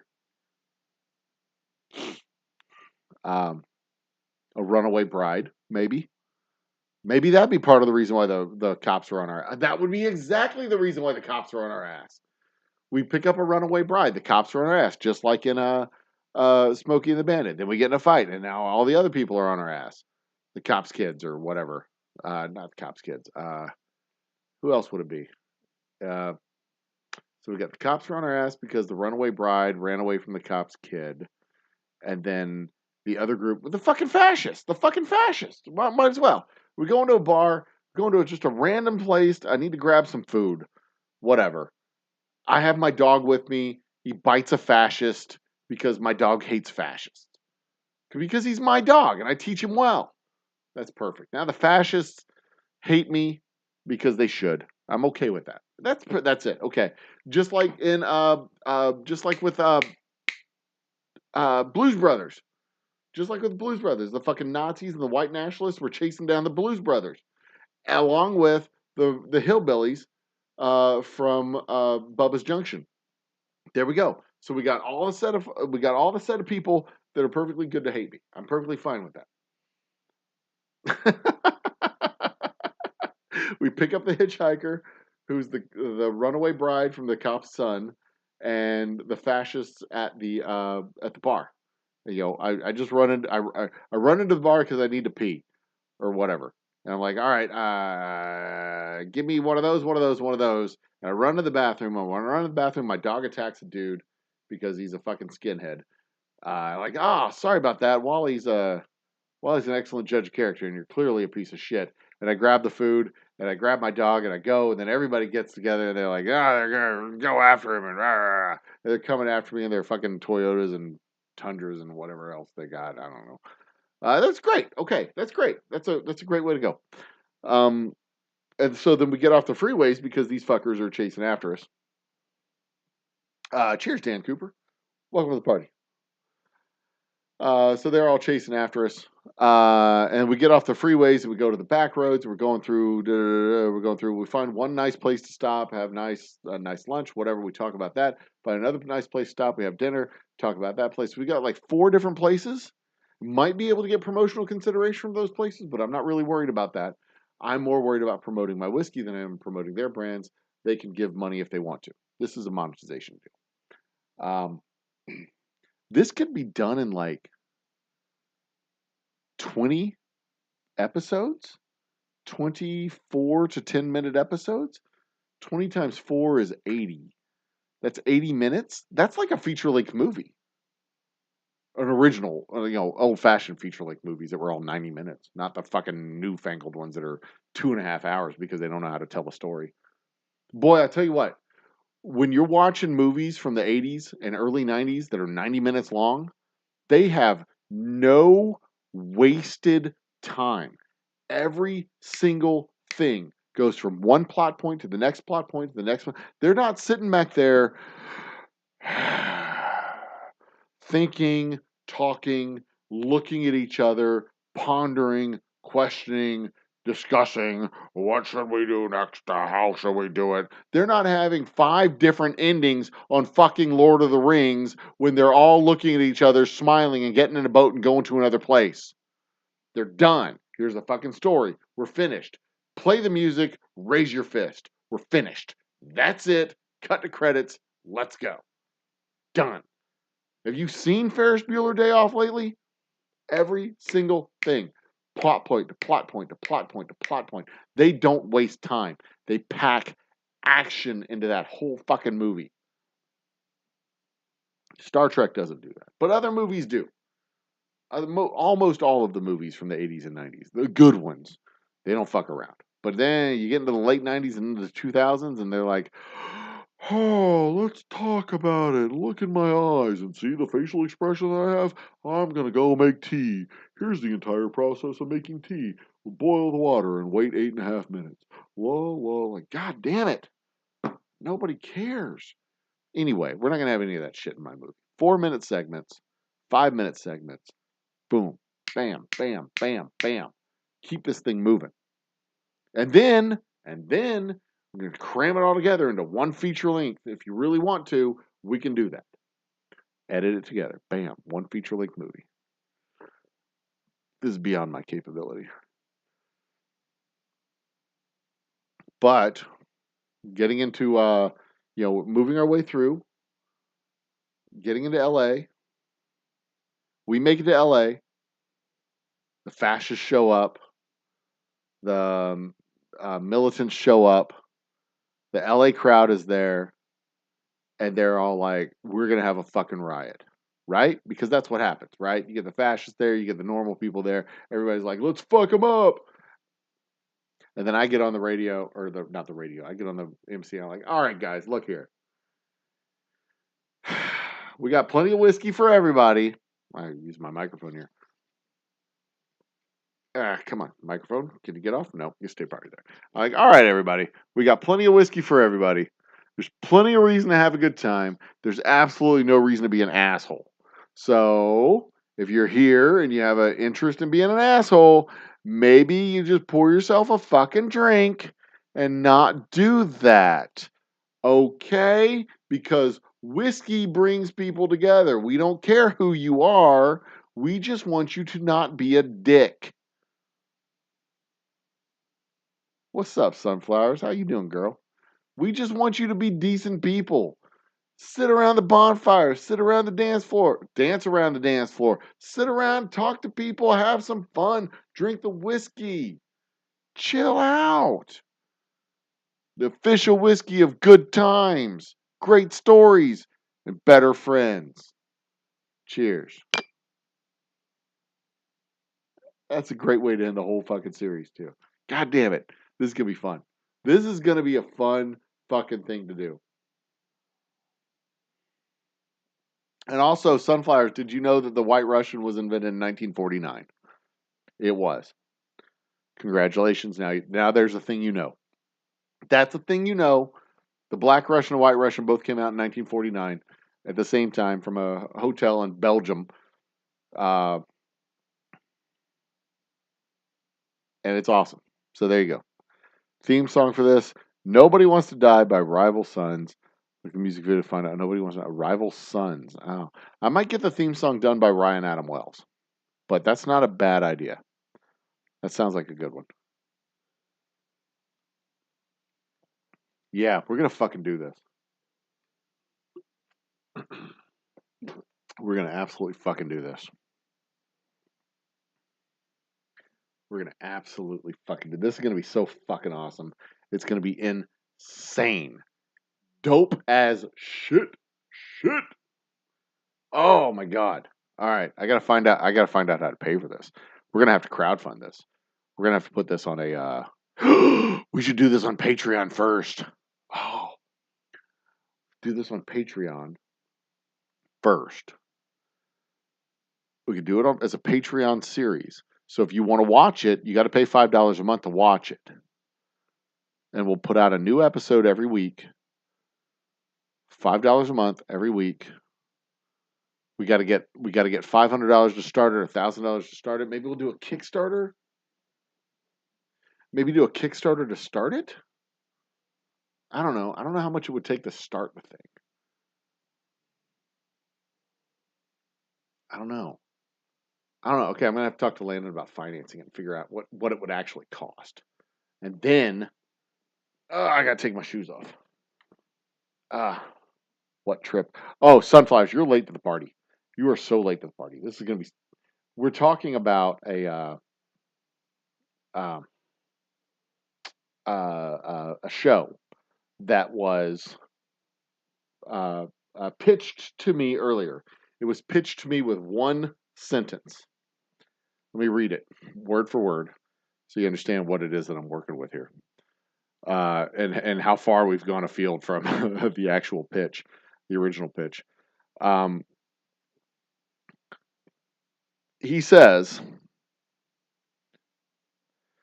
to promote your brand, why not make a movie with it at the center? Whiskey Run. That was 100% the original pitch. Where is it at? Whiskey Run. That's what it says. To promote your brand, why not just make a movie with it at the center? Whiskey Run. To which I say, gotta get a case from Humble to New York City for a fancy gala.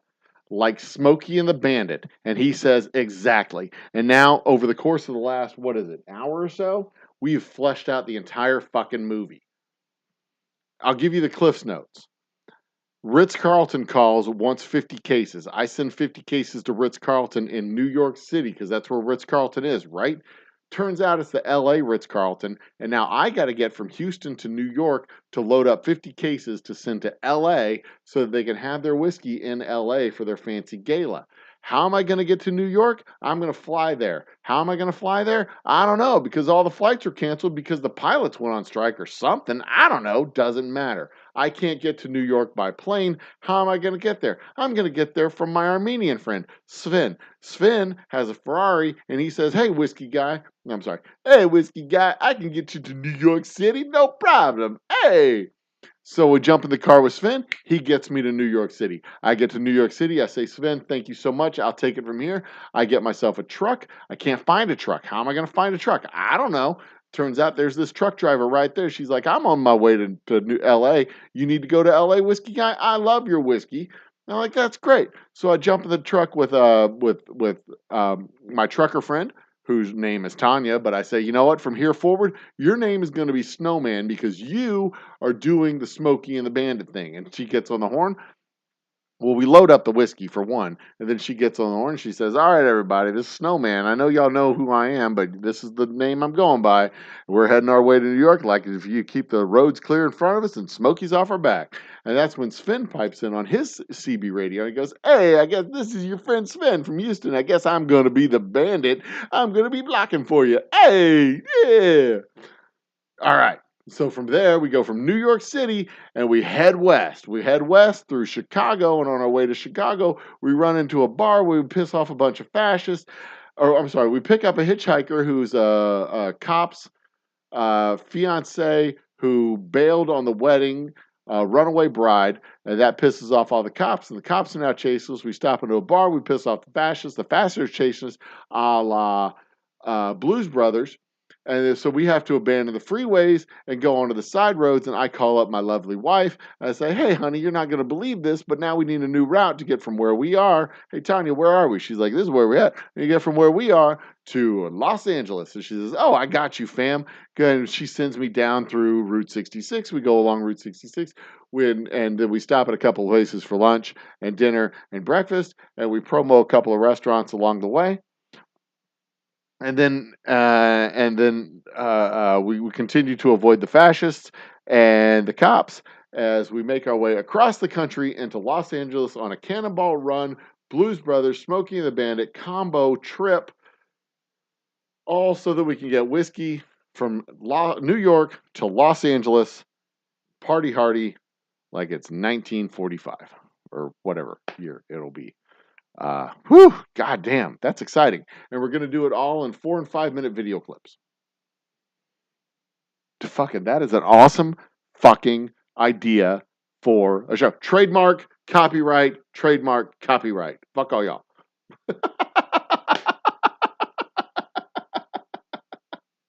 Don't you even try to steal this shit from me. Goodness gracious. Or do it. I don't give a shit. Steal it from me and do it with my whiskey. That's fine. We are at 3 3/4 hours of watch time. I need to get twice that. Let's go. Anyway, I am going to go live from the distillery later on this week. Where we'll be bottling up our Boomtown bourbon. Oh goodness, we'll be bottling up our Boomtown bourbon and getting it ready for shipment. But shit, that'll be the first couple of episodes. I got to drive to Laredo, pick up the bottles, bring it back, finish the 50 case order, load up the 50 cases, get in a truck, and send it on the way. And we wave goodbye. Bye, whiskey. And it says, on our way to the Ritz-Carlton. And then underneath it says, in LA, question mark? Because it's not going to LA, it's going to New York City. Right? See? That and the first two episodes, me going down to Laredo to pick up bottles and bring it back. And the next episode is just bottling it up and boxing it up, a little vignette thing. Boxing it up, bottling it up, shipping it out, and it's all cool. And then it starts to pick up. So that's when we get the call from LA. Like, hi, this is the Ritz-Carlton in LA. LA would like to know where our whiskey is. And I'm like, hey, LA, how's it going?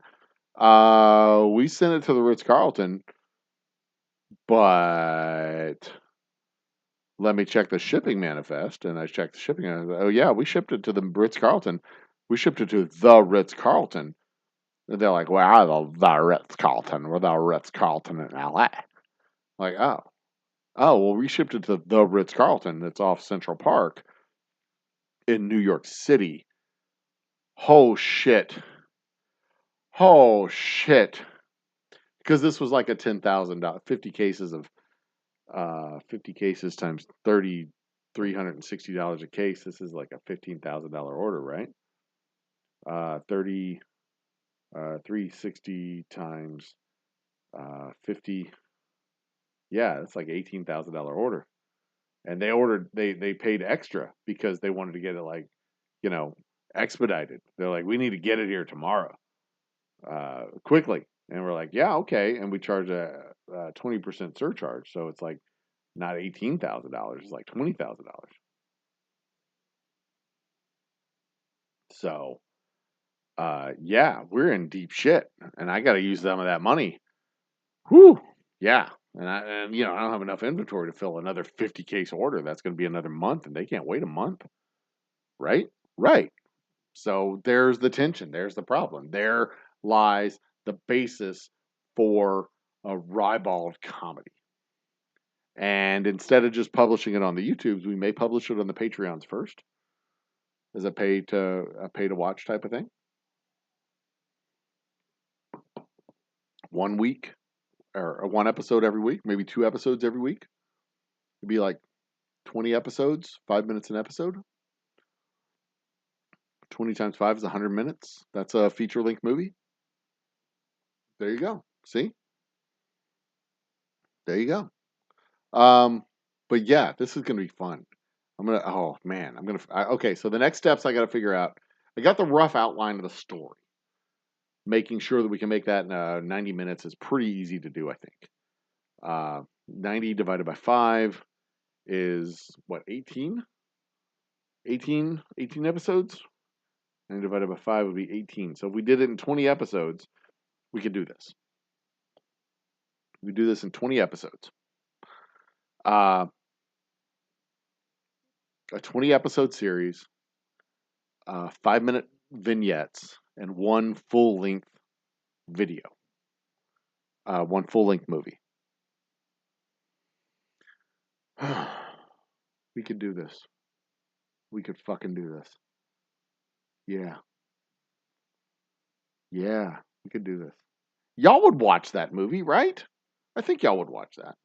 All 4 of you.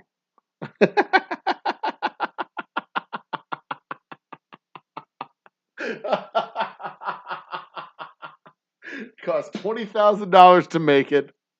Cost $20,000 to make this thing, and all 4 of you are going to watch it, and you're going to buy $5,000 worth of whiskey.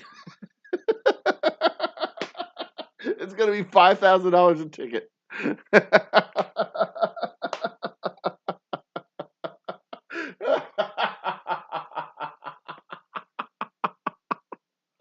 Oh, Jesus Christ. Oh, sorry. That's how it's going to be. You want to see it on IMAX? I want to see it on IMAX. It's going to be great. We're going to have to keep it in budget, right? So you're probably never going to see the truck. You're never going to see New York City. You're never going to see Los Angeles, except for in stock photos, right? You're not going to see the images of central United States are going to be images of basically uh, uh, uh, the land between Houston and Dallas and Houston and San Antonio, Houston and Corpus Christi. So you're not going to see, it would be filmed on location in Texas. Fuck you, the rest of the country.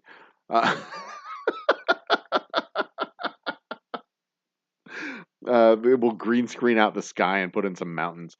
God, this would be good. This is gonna be fun, man. We're gonna do it. Oh, this is gonna be cool. I send Landon a message. I need to get his email address. Um,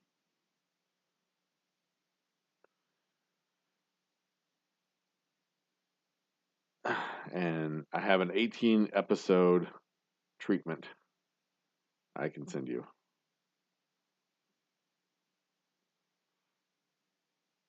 I can send you that I came up with tonight. I have an 18 episode treatment that I can send to you. I came up with tonight. This is gonna be fucking awesome.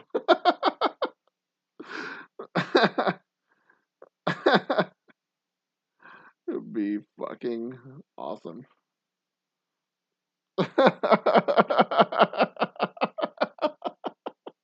Smokey the Bandit meets Cannonball Run meets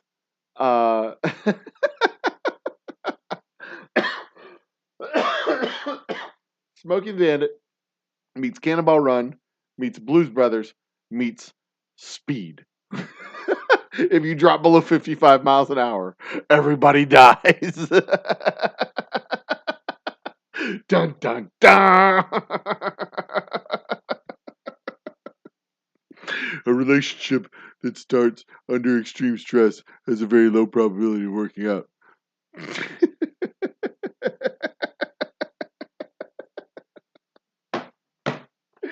Oh, this is gonna be awesome! God damn it!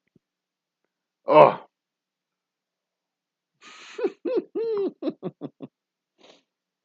oh, it's gonna be awesome. Any hoodles. All right, so good night. No, I'm kidding. Not ready to shut it. I do want to get another piece of ice, and I do kind of want to use a bathroom. So there is that. We got 16 and a half. 16.5 times 16 is 264 divided by 60 is 4.5 hours. We need 4 more hours of watch time, peoples. All the trouble would happen in one state, so the actual footage of being in Texas sort of makes sense. Well, the actual footage of being in Texas is because we can't go anywhere. I'm going to turn on the ad twins, and I'm going to go get... Is your bar looking a little ordinary? Is it lacking something awesome? Well, head out to your local liquor store and pick up something extraordinary. Grab a bottle of Old Humble Straight Whiskey or Old Humble Special Reserve. They're clean, smooth, easy drinking whiskeys that taste the way whiskey should taste. From humble beginnings to an extraordinary finish, Old Humble whiskeys are what your bar needs today. Walk tall, be awesome, and drink humble. Old Humble Straight Whiskey and Old Humble Special Reserve. Get yours today.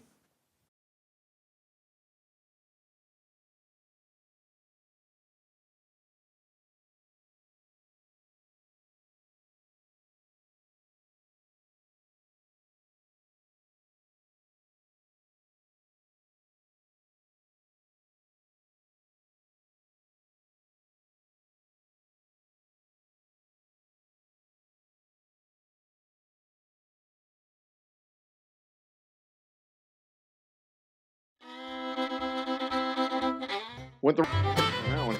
The black screen of death. Don't want that to happen. All right, so anyway.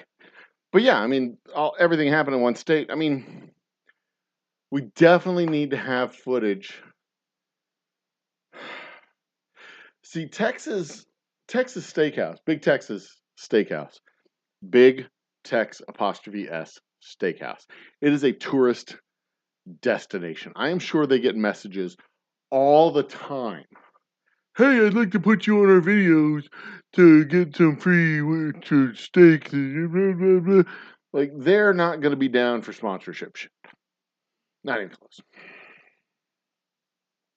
And the 72-ounce steak. Hey, Siri, how much does the 72-ounce steak cost at Big Texas Steakhouse? Hey, Siri, how much does the 72-ounce steak cost at Big Texas Steakhouse in Amarillo? All right. The Big Texan Steakhouse 72-ounce steak challenge. This is a real thing. This is the real thing. 72-ounce steak challenge. This is the thing where you sit there and eat a 72-ounce steak. If you eat it, it's free. If you don't, it costs like, how much is it? 10,212 people have done it and successfully done it. Interesting. Big Texan Live. They actually have a live stream on YouTube. The Big Texan Live. This is the video that they run. There's a live stream. So if somebody's eating it, you can watch them eat it, I guess. You got to eat it in 60 minutes or less. So there is a time limit. 24/7 live stream. Let's see it. Shop. They have a big old shop there. They're like a fucking Cracker Barrel. I just want to find out how much it costs, man. Big Texan Steak Ranch. They actually have a ranch. Okay, so this place, the Big Texan Steakhouse. It's a steakhouse. It used to be on Route 66, but Route 66 isn't like a thing anymore. So it's on I-40. They moved to I-40 that goes through Amarillo.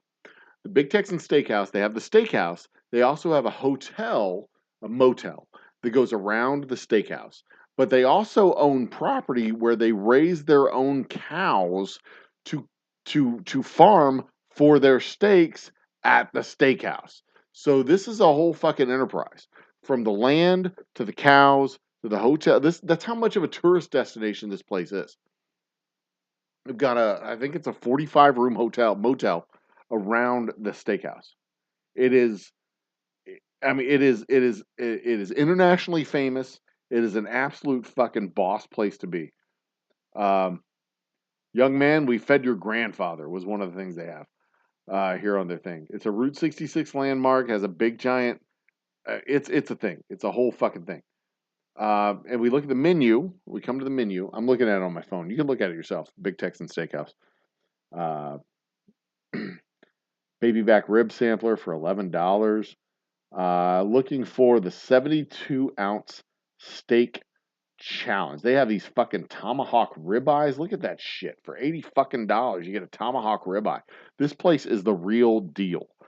The real fucking deal. Big Texan strip steaks for $28. This is the place you go to. When you go through Amarillo, if you're traveling, you eat here. Absolutely. Without question. 36-ounce Houston ribeye. 42. God, my mouth is watering. Just thinking about this shit. God damn, it's good. We've eaten there 3 times. We've traveled through Amarillo 3 times and eaten there 3 times. Where's the 72-ounce challenge? Come on. I'm trying to find the price. Because if you eat it in an hour, it's free. Big sandwiches, porterhouse, that's not it. Local favorite, slab of baby back ribs, $25. Oh, tomahawk, $80. From the coast, no, we don't come to a steakhouse for fish. Thank you very much. Big Texas strip, steak and prime rib, 16-ounce, 10-ounce, 16-ounce, 12-ounce, 16-ounce, 32-ounce, 18, 24, 36, 20, 30-ounce T-bone. Oh my God! Threaten me with a good time. Jesus Christ. Oi. They don't have it on the menu. All right, let's go back. Steakhouse like no other? Yeah, I know. It's amazing. I'm trying to find the price. Y'all can find it probably. Do they say what the cut of steak is? Looking for it. I don't know. I mean, it's 72 ounce though. History timeline chapter 2. Big cowboy sign. History. All right, Big Texan 72 ounce steak cut. The 72-ounce steak cut. Entire meal must be eaten. What cut of meat is the steak? That's a great question. It's on their FAQ. Did they take reservations? The truck? Can I order Big Texan to go? How much is the 72-ounce steak if I don't finish in time? $72, including tax, for a 72-ounce steak. Can I order it and not do the challenge? Yes, you can order it and not do the challenge. What is the Do I have to eat all the sides? Yes, you have to eat all the sides. Required to wear a mask. Can I? What are the big Texan hours? Well, come on. What's the cut of steak? How big? What is the cut of meat? It is 4.5 pounds of top sirloin, sir. 4.5 pounds of top sirloin. So there you go. But that'll probably be part of the show. That'll be probably part of this movie that we're working on, that we're talking about. If there's going to be a location shot, if there's going to be something done on location, if there's going to be something we spend money on, it'll be that. Actually spending $72 plus travel to go to Amarillo to eat the 72-hour steak or 72-ounce 1-hour steak challenge. If anything we do is done on location with an actual budget to actually do it, it'll be that.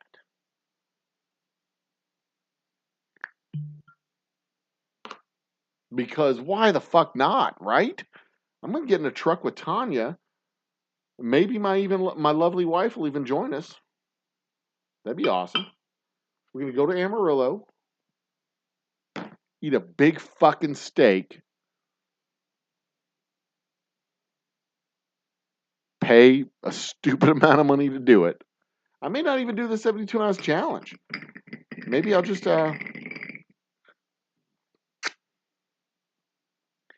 get the owners to come out and say, "Whiskey Man, I'm so glad you're coming through here.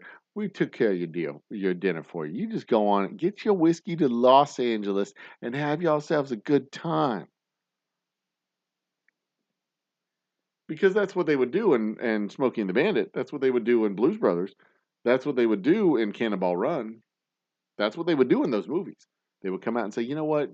We just such a big fan of you and all y'all that y'all do. Y'all just be such good people and continue to be good people and spread the good word and bring the spirit to all the folks. Tell folks all over the country how good Texas whiskey can be."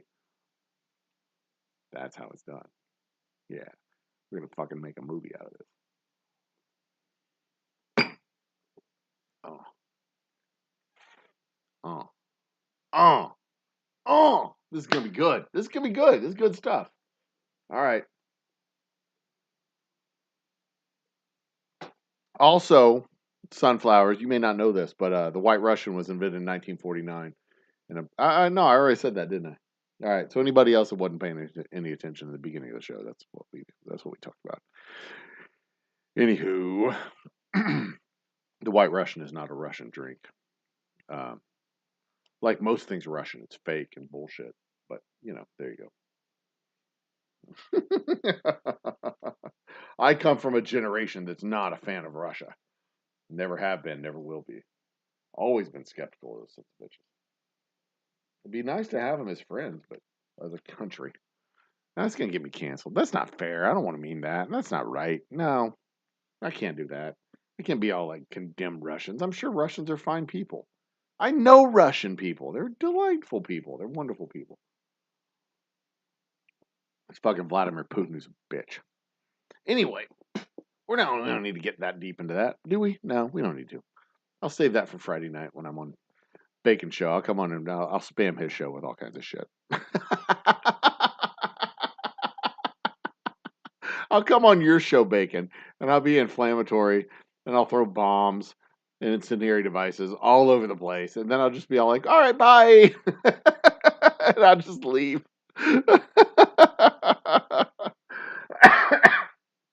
Honest God, that tomahawk steak for $80 looks good. It really does. The Houston steak looks good too. Like on the meat, right? So between 8 and 12 ounces is plenty of fucking meat. I prefer to get a good sized meal that is uh, a good steak. That's what I want to eat. I don't want to eat something that I'm just like dead after. I don't want to be like, I couldn't eat another bite, not even a whiff of man. I don't want to be like that. I don't want to be that overdone. You know what I mean? And I like my steak medium rare because I'm a grown up and I am a human man. I'm not gonna sit there and eat fucking overcooked nasty steak. That's just fucking gross. Let's look back at that menu. Their menu. Boom. Okay, so they got smoked baby back ribs sampler for 11, half order $15, mountain oysters full order $19, onion rings $13, smothered barbecue fries. These are all their appetizers. Full order 14, half order 10. Fried mozzarella cheese sticks $12, prime skins $13. Howlin' Blazin' Saddles. Those are potatoes, I believe. No, jalapenos. $12. Let's get out of the appetizers. Nobody wants fucking appetizers. Their sandwiches. Nobody comes to a steakhouse for sandwiches. They're porterhouse. Large tenderloin eye, 24-ounce cut, $45. 24-ounce cut, $45. Oh, my mouth is watering. Jesus Christ.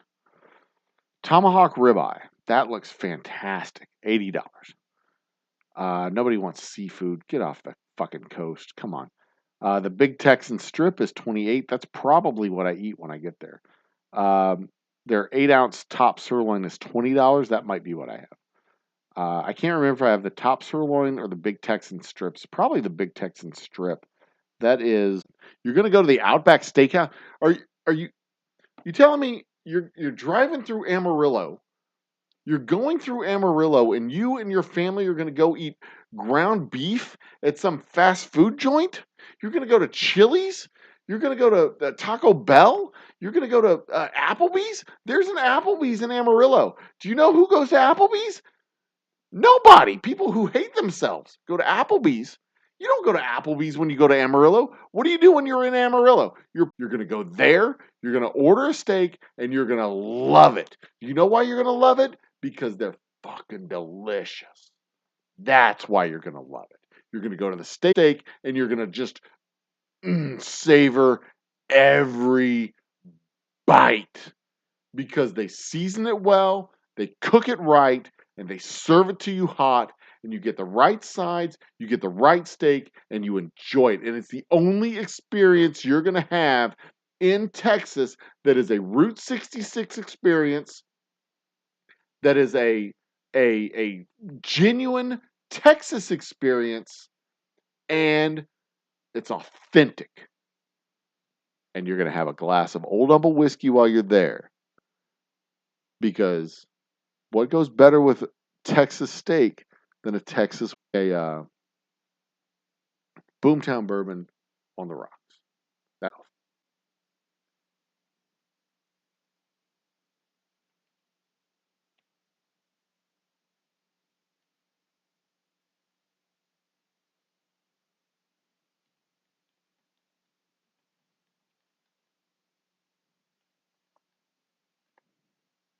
I was in the middle of a perfectly good pitch.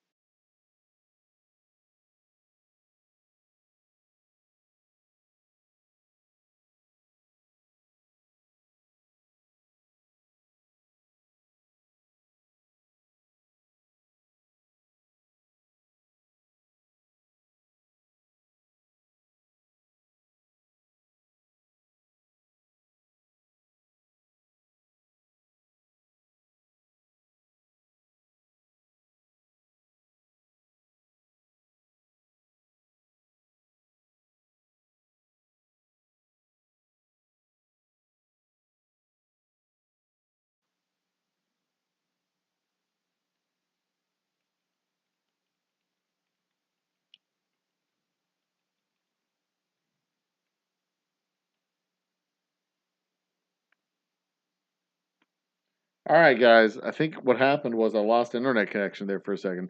That was not a function of my home internet service. That was a function of my cord falling out of the back of my computer. No shit. The cord fell out of my computer. I'm not lying. That's what happened. And I think we got it fixed. Yeah, we got it fixed. We good? Yeah, we're good. All right, there we go. So I don't know what part of my pitch for Big Texan Steakhouse I lost, but tough shit. I'm pretty sure I recorded the whole thing. So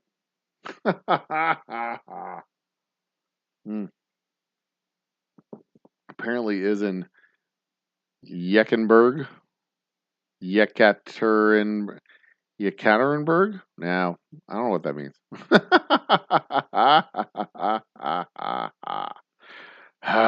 Anyway, part of my capital plan for the rest of the year is to buy a new computer and have a proper computer set up at the distillery so I can do these shows from the distillery and not from the pandemic studio of the Old Humble Distilling Company here at my house.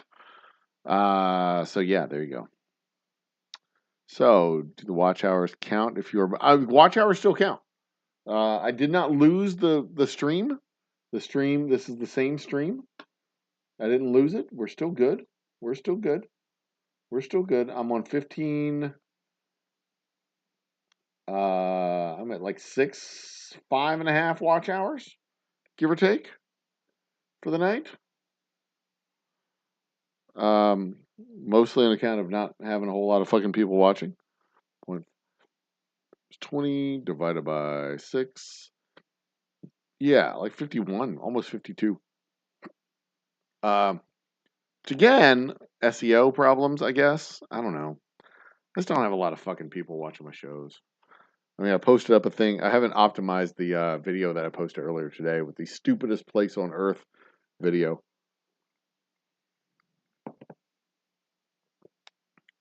I swear to God, the Walmart parking lot is the stupidest place on the planet. Even stupider than Congress.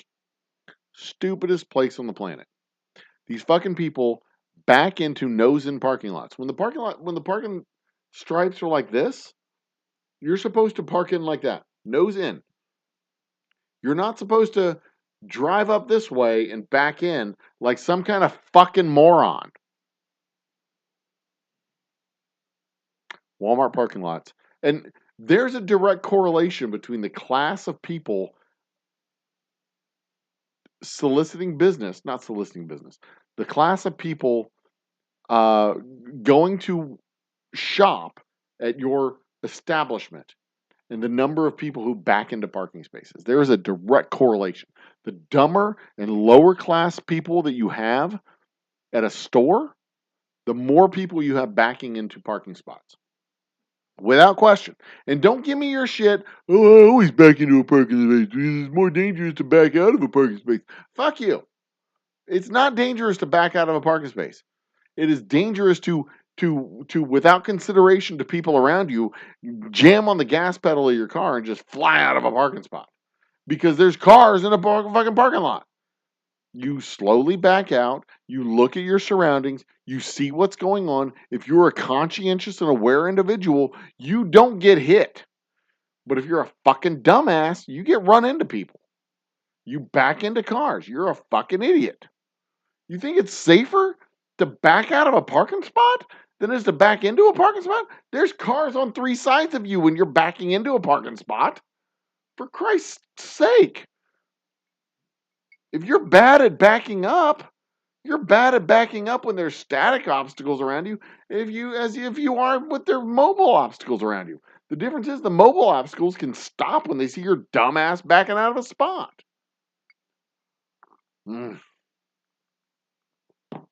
Don't get me started. Don't get me started. Anyway. Moral of the story, I need to do better with SEO. I really do. I need to do better with SEO. Do better with keywords, better with all the shit. I'm just bad at that. I try.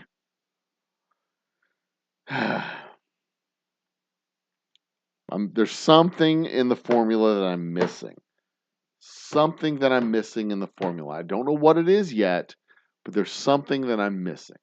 I've got 2,200 subscribers. I get 50 views on a video. 25 to 50 views on a video. Maybe that doesn't seem to be abnormal. But I would love to get 150, 200. And that makes a big difference. Getting 100 views versus 50 views makes a big difference. Huge difference. You know, you go back on my old videos and re-optimize for some other keywords or something. I don't know. The hard part is figuring out why people come to my channel to begin with. Because I don't do a lot of whiskey content. I don't do a lot of alcohol content. That's not what we do. We're a whiskey company, but I don't like to do whiskey content because my whiskey content is in my bottles, right? So I like my content to be whiskey adjacent. We're a good time company. We sell good times. We sell good times. We sell, you relax, you drink whiskey, you have fun, you fucking put your feet up and enjoy yourself. That's what we do. I was talking to the functional gentleman the other night, and they're like, yeah, he's a distillery, but they don't do whiskey stuff. They do just fun stuff. They're a happy hour. They just have fun. They run the gamut. I'm like, yeah, we've done cocktails and Trump. We go over the whole gamut from good stuff to that fucking moron. And yeah, I don't have any problem calling him a fucking moron. Don't even ask. Don't even start. Don't even begin to question whether or not he's a fucking moron, because he is. He's a fucking moron. But that's not what we're here to talk about tonight. What we're here to talk about tonight is the whiskey run. The whiskey run. That's going to be a great movie. That is going to be a great movie. 5-minute clips, 18 5-minute clips. On average, some will be longer, some will be shorter. 18 5-minute clips. Where the first thing is you get the bottles, we finish the order, then we put the order on the truck, and it goes out the door. Then the next thing is the call from LA. And it's like, holy shit, y'all don't have it? What do we need to do? And of course, the whole funny part of that is going to be, the LA accent. Ow, I have from LA. I haven't got your whiskey yet. The Old Humble Distilling Company whiskey in LA. LA. This is LA. This is Ritz Carlton in LA. I don't know how that plays for 5 minutes, but the accents will be the thing. It'll be like the LA guys call, and then I call the New York guys, and it's a New York accent. And then I'm trying to talk to New York, and I'm trying to talk to LA. And then that's when the Armenian guy shows up, and nobody knows what an Armenian accent is. But when the Armenian guy's like, hey, it's me, your friend Sven from Armenia. Hey! Yeah. Then everybody's like, this guy has not been anywhere. I'd be like, yeah, I know, I haven't been anywhere. I haven't been anywhere. And that's fine. I've only been to 30 of the 50 states. But yeah, no, I haven't been anywhere. Actually, I think my state count is 26. Let's check my state count. Florida, Georgia, South Carolina, North Carolina, Virginia, Maryland, Washington, D.C. Actually, let me look at a map. We got we got this map up here. Let's make this map bigger. I think my count is 26. Let's make this map bigger. Okay. 1, 2, 3, 4, 5, 6, 7 with Maryland and DC. Okay, 7. 8, 9, 10, New York. 11, 12, 13, 14, 15, 16, 17, 18, Missouri, 19, Indiana, 20, Wisconsin. Oh, wait, is that Wisconsin? Yeah, Wisconsin. Been to Minnesota? No. So 20, Wisconsin. 21, Iowa. 22, Oklahoma. 23, Kansas. 24, Nebraska. 25, South Dakota. 26 Wyoming, 27 Utah, 28 New Mexico, 29 Arizona, 30 Texas. So I haven't been like nowhere. I've been places, just not like Armenia. But who's been to Armenia really, except Armenians? I mean, come on. Um, Parking lots there, all straight spots, so I'm good. Yeah, that's the thing. The straight end, the nose, the straight spots are fine. Like back into a straight spot, that's fine. Bye, sunflowers. Thanks for coming by. Love you. Talk to you later some other day.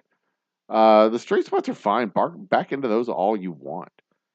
I don't give a shit. Especially, I mean, even better if you nose in and then pull through to the next one. Even better. Um, but backing into like these people, the angled ones, they back into the angled ones. Like, what the fuck is wrong with you? Tactical reasons. That's the dumbest reason to back into a spot. Like, I need to back into a parking spot in case shit goes down so I can get out of the parking spot faster. Shit's not going to go down. Shit's not going to go down unless you make shit go down. God, Bacon, you're such a ding dong sometimes. I love you. I really do. But you're a ding dong.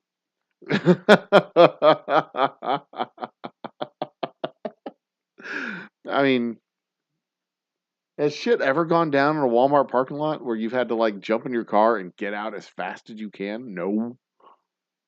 Ugh. It's for quick escapes. Escape? For Walmart? Come on, man. You be you. It's fine. I don't give a shit. I really don't give a shit. I only give a shit when people back into parking spots when I'm behind them. And they like drive on and stop and back up. And I'm like, what the fuck? You just passed that spot. You don't get to back into it now.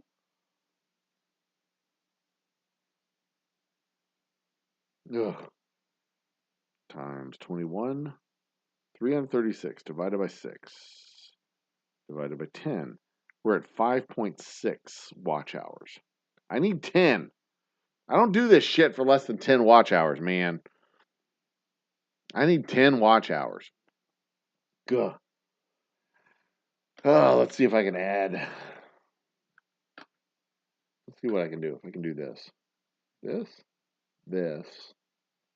I'm looking over here at my other screen. Bear with me. Whiskey Run. The Old Humble Whiskey Run. I think that'd be a good show. I think that would be a good. I really do think this is going to be a fun movie. It's not going to be top quality. It's not going to be like Oscar worthy, but it's going to be the type of thing that we can do that will create buzz. That will create like it gives us something to talk about. You know what I mean? Um, Not only is it a part of my training, it can and has. Ask me how I know. No, I'm not going to ask you how I know. If you want to tell me how you know, you can tell me how you know. I don't give a shit. I'm not going to ask you. Twisted Art Lady is doing a game night tonight. Wednesday nights are fun nights.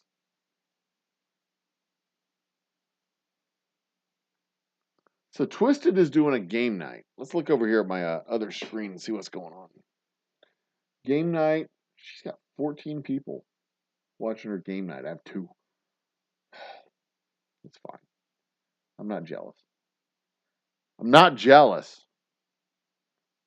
Shut up. I'm not jealous. I might go hang out on her game night.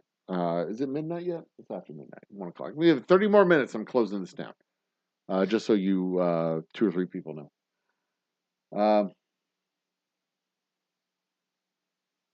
30 more minutes. I'm shutting it down. Come back to game nights.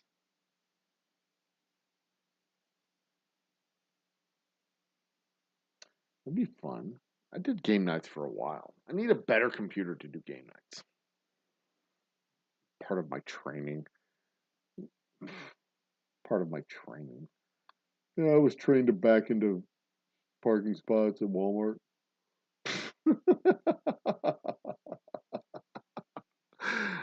Oh, yeah, bacon. I love you, man.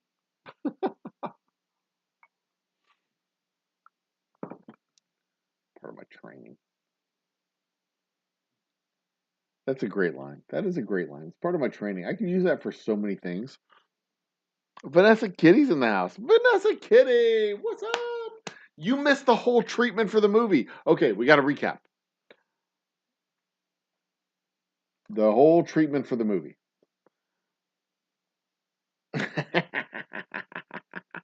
How much of it do you know, Vanessa? Have you heard of the movie? Do you know the movie Whiskey Run from Old Humble Distilling Company? Do you know the Whiskey Run? Do you know the deets?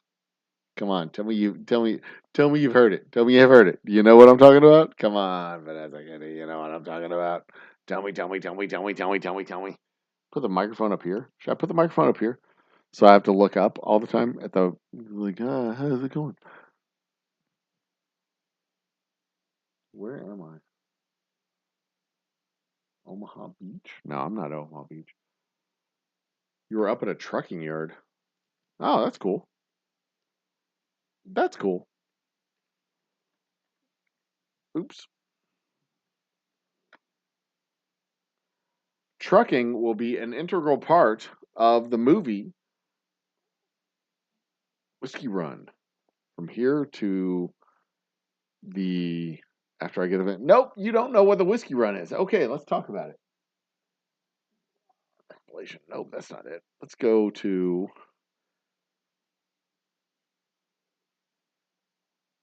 where is the White Russian episode? Come on. Up here. Hold on. I'm doing a thing real quick. Give me a second. Let me give you the yeah, welcome back. Let me give you the update on the Whiskey Run. Okay, so we got the whole show like plotted out. So here's the plan. I get a call from the Ritz-Carlton. They want 50 cases. That's a pretty decent order. I'm like, all right, cool. I got 30 cases on hand. I need to run down to Laredo to get the rest of it. Rent the truck, go down to Laredo. This is like normal, standard operating Old Humble processes. The last 20 cases are in barrels, ready to dump, pump, filter, and fill. Ready to go. So the last 20 cases get done. You know, the first couple episodes going down to Laredo, picking up the bottles, bottling, labeling, doing all the stuff, right? So you get kind of a vignette for what's going on behind the scenes of the Old Humble Distilling Company. Kind of starts off a little bit slow. That's the idea. That's the intention. Episode 3. Episode 2, everything goes on the back of the truck. It's out the door. I wave goodbye. Bye, whiskey. Hope you enjoy your trip to the Ritz-Carlton in New York City that ordered 50 cases of whiskey and needs to have them for their gala in the next 5 days, whatever it is. 3 days goes by, 6 days. They need it in a week. They need it in 7 days, in a week. I put them on the truck on Thursday. They need them by Friday the next week, right? So we got Thursday, Friday, Saturday, Sunday, Monday, Tuesday, Wednesday, Thursday, Friday. 8 days. 8 days. All right. You get a larger box fan truck. Oh, it gets better. Hold on. We're getting there. We're getting there. Calm down. 50 cases. It's a pallet. Let's make it 100 cases. It's 2 pallets. 2 pallets. So it's got to be like at least a box truck. But it's on its way. It's on its way to New York City. Ritz-Carlton, New York City. Ritz-Carlton needed 2 cases for a big gala, or 2 pallets for a big gala. Whatever. It's fine.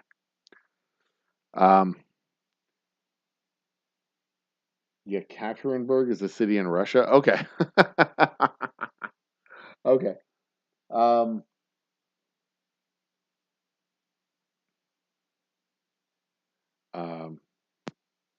I need to listen real quick, see if I. All right. So next up, next episode 3, I suppose this would be. We get a phone call from the Ritz-Carlton in Los Angeles. Ritz-Carlton in Los Angeles is like, where's our whiskey? Because that's how they talk in LA. It's the Ritz-Carlton in LA. I need our whiskey in LA. And I haven't seen our whiskey in LA. I was wondering when it's going to show up in LA. We need it in like 4 days in LA. And I'm like, I put it on a truck. It should be coming. I don't know where it's at. I'm hoping to find out more information.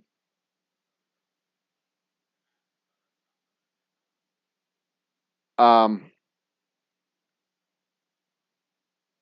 the fuck is going on? Am I hearing this through my speaker? Here? Hang on. Yeah, I'm hearing that through there. Okay, that's fine. So then I call up the Ritz-Carlton, New York, where I sent the whiskey to. I'm like, hey, y'all aren't the whiskey. Did y'all order the whiskey that I sent to you? Like, no, we don't order no fucking whiskey. What you talking about? I'm walking here. Hey, it's a spicy meatball. Or whatever they say in New York. I don't fucking know. Okay, so, all right, now we have a dilemma. Now I've sent whiskey to the Ritz-Carlton in New York when the whiskey needed to go to the Ritz-Carlton in LA. So now I have a problem. I need to get to New York, pick up my whiskey, and get it to LA. Yeah. So what happens is I'm looking for a plane ticket to New York, and all of the planes they're all full. I can't get on a plane, and then there's a strike or something. I don't know. Whatever the planes, I can't get a fucking flight to New York. So then I run into this guy Sven, who's an Armenian. And he's like, hey, it's me, Sven, from Armenia. I can get you to New York City in my Fiero. Because Finn has a Fiero, obviously. So we get in his Fiero. And because it can't be a Ferrari, it's got to be a Fiero. It's not high class enough to be a fucking Ferrari. So we get in this Fiero. It's a classic Fiero from the 1980s. We get in this Fiero and we head whoosh to New York City. 1 day trip to New York City. We get there in less than a day. And we could do it like the 24 series style. We go boop, beep, boop, beep, boop, beep. I have the clock up there. The aesthetics. Oh, so beautiful. Anyway, so we get up to New York City. I get to New York City, and Sven's like, hey, I hope you get your whiskey and I hope you get your thing done. Hey. I'm like, cool, Sven, thanks. High five. He gives me his chain because he's like, you're one of us now. I love you. Hey. Go for it, whiskey guy. I hope you get rich and famous and all the stuff. Hey. Okay, so Sven's cool. So I get to New York City and I hook up with, I find my whiskey. Like, this is where my whiskey is. Great, good. What's next? I got to get it on a truck and I got to get it to LA. I'm sitting there. I'm on the road. I'm on the street making phone calls. And then Tanya walks by. She's like, hey, I'm from Houston. I know who you are. Why don't we get your whiskey on my truck? Let's solve your problem. I'm like, yeah, thanks, Tanya. But here's the thing. You've got to, on your CB, you've got to go by the call sign Snowman because now we're doing this because we got to get our whiskey from the East Coast to the West Coast, and this is a total Smokey and the Bandit thing. She's like, I am totally down for that. And she gets on her radio. She goes, hey, this is Tanya. So y'all know I'm now Snowman for the next 24 to 48 hours as we make our trip from New York City to, and the rest of the people on CB is like, yeah, Snowman. Yeah, this sounds great. Yeah, we'll block for you. We'll make everything you need. And then what happens is Sven gets on the radio and he's like, hey, it's me, Sven. I guess I'm your bandit because I'm going to be doing the whole blocking for you because I'm Sven and I'm going to do the thing. And that's great. So now Sven is with us blocking for us as we head west. And this is, by the way, where he disappears. He doesn't come back in the story. He's done. Bandit is done. But Sven is bandit. He's done. He's blocking for us. But as we head west, we pick up a hitchhiker who is a runaway bride from a police officer's daughter or from a police officer's son. And then we get in a fight with we stop to use a bathroom and my dog bites a fascist and the fascists get mad at us. And now the police and fascists are chasing us. You can do whatever you want with that. But the guy who's producing this is going to be is a police officer for his day job, so we don't want to piss off the cops too much. And then, so we have to abandon the freeways and go to the highways. So now we're on episode 5 or 6 by this point. We have to abandon the freeway interstates for the highways, the state highways, as we make our way down from Chicago, because this is about Chicago where we run into the fascists. So we abandon the freeways because they're just too hot. Jump off the freeways, get onto the byway. So we were in Chicago, and I call up my lovely wife, say, "Hey, I need a route to get to LA." And my wife says, "Hey, I got you, boo. Mwah, mwah, I love you, and I can't wait to have you back in bed and feel your hot body next to mine." I'm like, "Honey, that is awesome, but we're on YouTube. That is inappropriate." She's like, "Oh, but you are so sexy." I'm like, "But you are so sexy too, and I cannot wait to be back home with you."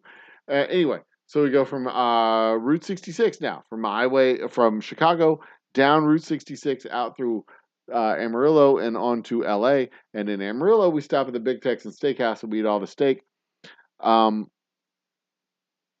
we eat all the steak in Amarillo, and we stop at another place along the way because obviously, we pimp some local establishment, some Ed and Eddie's barbecue joint or whatever, Burger Palace, something.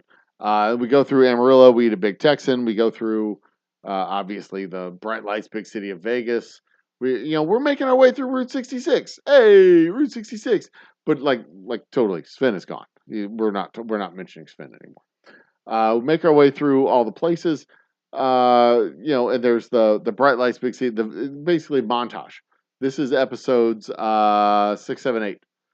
Well, I guess 6 through, where are we at? 6 through 10 or so. We have to have another run in with the fascists somewhere along the line where the advanced group of fascists meet up with us. They've gotten ahead of us somehow. We're going to have to run into that probably in Santa Fe, Albuquerque, somewhere through New Mexico, somewhere in that range, somewhere in that area, where the Minutemen or something came and they caught us across the border, and they had to, we had to divert and get around them or whatever. Tension, artificial tension, like throw that in there. And then on to episodes 12 through 15, we're getting close to LA. 15, 16, we actually make it into LA, make our way to the Ritz-Carlton. 17, we unload it, the party begins, and the fascists and cops, the bad guys, show up, and everything's like scary, and it cuts, and then we go to episode 18, and they're like, "Okay, resolve the conflict," and that's when I take to the mic, like, guys, we're here at a party. We got 100 cases of whiskey here. 90 cases of whiskey here? Why do we have to be having issues when we can just have old fashions and bourbon and enjoy ourselves and relax? There's enough whiskey to go around. There's enough reason to talk this out. There's no reason to blah, blah, blah. And then we can just everybody have a drink because our whiskey is the official whiskey of good times, great stories, and better friends. So there you go. That's how it is. 18 episodes right there. From Houston to Laredo to Houston to New York to Chicago to Amarillo to LA and back to Houston. And it'd be beautiful. It's gonna be a beautiful thing, man. It's gonna be beautiful. You gotta totally wanna be a part of our beautiful thing.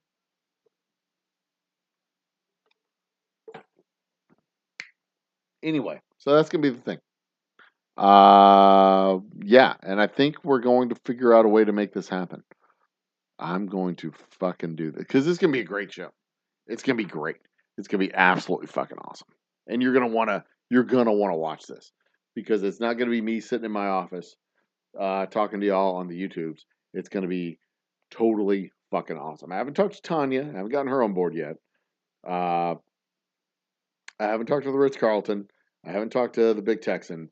I haven't talked to anybody because we just literally came up with this since 9 o'clock Central Time tonight. But it's going to be awesome. And maybe it's not going to be the Big Texan Steakhouse. Maybe it'll be the big Mexican. Maybe it'll be the big Oklahoman Steakhouse. Maybe it'll be can I sell my whiskey? Yeah, I can sell my whiskey in Oklahoma. Maybe it'll be the big New Mexican steakhouse right across the border from Texas, from in New Mexico. Because fuck you, Big Texan. You don't want to be. You don't want to be sponsored. You don't want to have. You don't want to pay for for fucking promotional considerations. Fine. I don't want to eat a free meal at your restaurant anyway. Actually, I do because I think your steaks are delicious. So please call me. Um, Operators are standing by. I would love to have my whiskey in your establishment and your establishment in my belly because you make really delicious whiskeys or really delicious steaks, and I really like to eat them because your baked potatoes are really yummy. Your mashed potatoes are also really yummy, and your steaks, the reason people show up, are really really yummy. And I have no idea what your salads taste like because I'm a grown up who likes to eat steak. Yeah. Anyway, where was I? What were we talking about? Um, we have 190 cases of whiskey. Yeah, it was 100 when we left New York. It's only 90 when we got to LA. I mean, I don't know what happened. It's been 2 days. I don't know what happened to the other 10 cases. No, what I was doing is in my head, I was doing the math. Like on a case, we put 48 cases of whiskey on a pallet. On a pallet, we put 48 cases. So we wouldn't have 100 cases. We would have 96. At most, we would have 96 cases because it's 48 times 2. Um, we so that's what I was. That's what was going on in my head. It was like we have 100 cases. Well, we don't have 100. We have like 90. Well, it's actually 96. We have 96 cases of whiskey. Um, I mean, we there was 100 when we left New York. I don't know what happened to the other 4. Like that guy in Plane, Trains, and Automobiles, John Candy's character. He had a whole suitcase. Oh, excuse me, a whole suitcase full of shower curtain rings. And by the time he got to the end of the road, he was just a half a suitcase full of shower curtain rings. Anyway, that's actually a good line. I'll probably keep it in there. We have 100 cases of whiskey. I mean, we have 90 cases of whiskey. Well, we got 90 cases of whiskey. Yeah, enjoy yourselves, guys. There's no reason to be dicks. Hmm. Dustin's in the house. What's up, Dustin? I need to run the ad twins one more time. Guys, bear with me. I'll be right back. I'm gonna run the ad twins, and I will be right back. Is your bar looking a little ordinary? Is it lacking something awesome? Well, head out to your local liquor store and pick up something extraordinary. Grab a bottle of Old Humble Straight Whiskey or Old Humble Special Reserve. They're clean, smooth, easy drinking whiskeys that taste the way whiskey should taste. From humble beginnings to an extraordinary finish, Old Humble whiskeys are what your bar needs today. Walk tall, be awesome, and drink humble. Old Humble Straight Whiskey and Old Humble Special Reserve. Get yours today.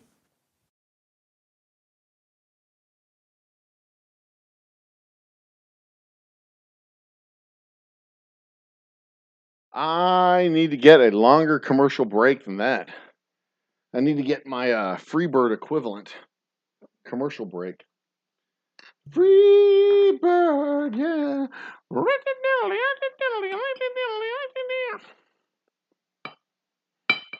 All right. This is my last cocktail. Just so y'all know, this is my last cocktail. We're going to end this thing in, what did I say, 30 minutes? 1 o'clock? 4 here, 2 likes. Come on, people. Yeah, I mean, I don't know. I don't get that. I've had, over the course of the night, 15, 20, 22. I'll have 50 views on this video. I'll get my likes. It'll come over time. I just find it shitty. I don't know. The SEO shit annoys me. The watch time, 15.25 times 26. I'm looking at almost 400. 66.5 hours of watch time right now. I need to do better. I really do. I need to do better with drawing a crowd. We gotta come up with something that gets people like trivia nights again. Something. I don't know. I'll figure it out. We got 4 likes now, so everyone can like. Good. What else do I have? Do I have any others? Do that one. Yeah, that'll work. All right. Well, good for everybody. Good for everyone. Anywho, back to Chad. All right. So, yeah. So the whiskey run from Old Humble Distilling Company is going to be great. It's going to be a great fucking movie. And Dustin is the counterparty to a bet that we have right now with the Old Humble Distilling Company. From last week, I mentioned this at the beginning of the show. On last week's episode, we talked about Trump's enduring legacy, the indictment for election interference, the first ever, the biggest, most substantial, most significant indictment that he's facing in federal court, D.C. specifically. And I said that there's no chance in hell this guy's going to be on the ballot. And Dustin says he's going to be the candidate. And between the two of us, one of us is going to be right. You have a 0% chance of winning. But it's cool. I mean, I'm happy to send a bottle. If I lose, I'm happy to send a bottle. If you lose, I'm happy to receive a bottle. I'm happy to get a bottle if I win, I'm happy to send a bottle. If I lose, I have no problem with it. I'm even happier. I mean, if I lose and he's on the ballot, it's going to be even better because that son of a bitch is only going to win like 5 states. Texas is one of them. I'm not lying about that. But it's going to have repercussions without question. If he's on the ballot, he's going to have people showing up just to vote for him. And there's going to be down ballot races that benefit. But if he's not on the ballot, it's good for the whole country. It really is. That's not what you bet. You said he was going to be on the ballot. I said there's no chance in hell. What? Do I have to go back and look at the tape? Is that what I bet? I did not bet that he would be on the ballot. I said that he wouldn't be on the ballot. Are we?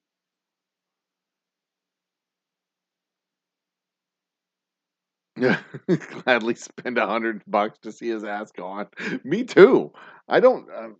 I mean, if he wins, it sucks to get through. Wait, what? Are we on the same side of the bet? Are we both betting that he won't be on the ballot? Is that what it was? I had a lot to drink last week. I don't remember exactly what I bet. I haven't rewatched the show. Did I bet that he wouldn't be on the ballot? Or that he would be on the ballot? Is that what I bet? That we're like, so if he's not on the ballot, we both send bottles to each other? If he is on the ballot, nobody gets a bottle? Is that what we bet? That's the dumbest fucking bet ever. Oh shit. I'm gonna have to go look at the tape. I'm gonna have to go look at the tape and see what it was that we agreed on.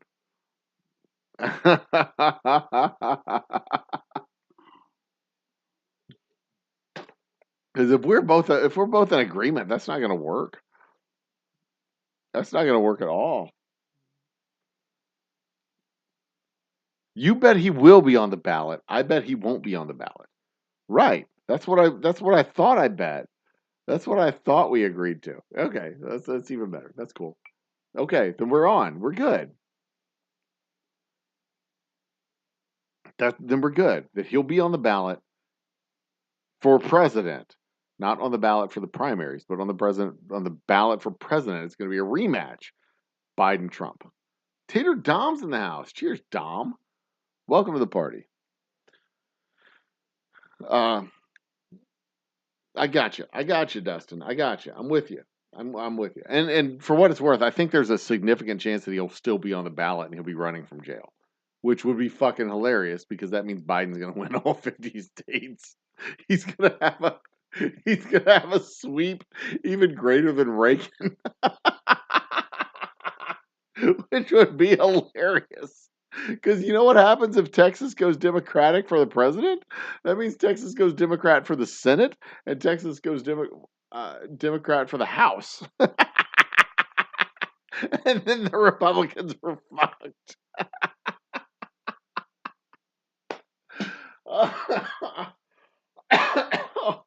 Oh, Jesus. So yeah, it ends up being a win-win over here too. If he's, I'm happy to send a bottle of whiskey if he's on the ballot because it means the whole party's fine. Mm. Anyway. Uh, oh, that's the Rasmanjani guy, right? The Ravi Rasmanjani, the other one of the other candidates wants to move the voting age up to 25. Yeah, um, the India guy. Yeah, that guy. Um, Anywho, whatever. I'm not worried about that. I'm not worried about the election. That's like a whole year away. But I will be running, working an election night voting booth, a voting precinct. I will be working the precinct. I will be working election night. I will be encouraging people to vote. I am a deputy registrar, and I do encourage people to vote. I will be registering people as much as I can over the course of the next 20, 20 months, 18 months, however long it is. Please go vote.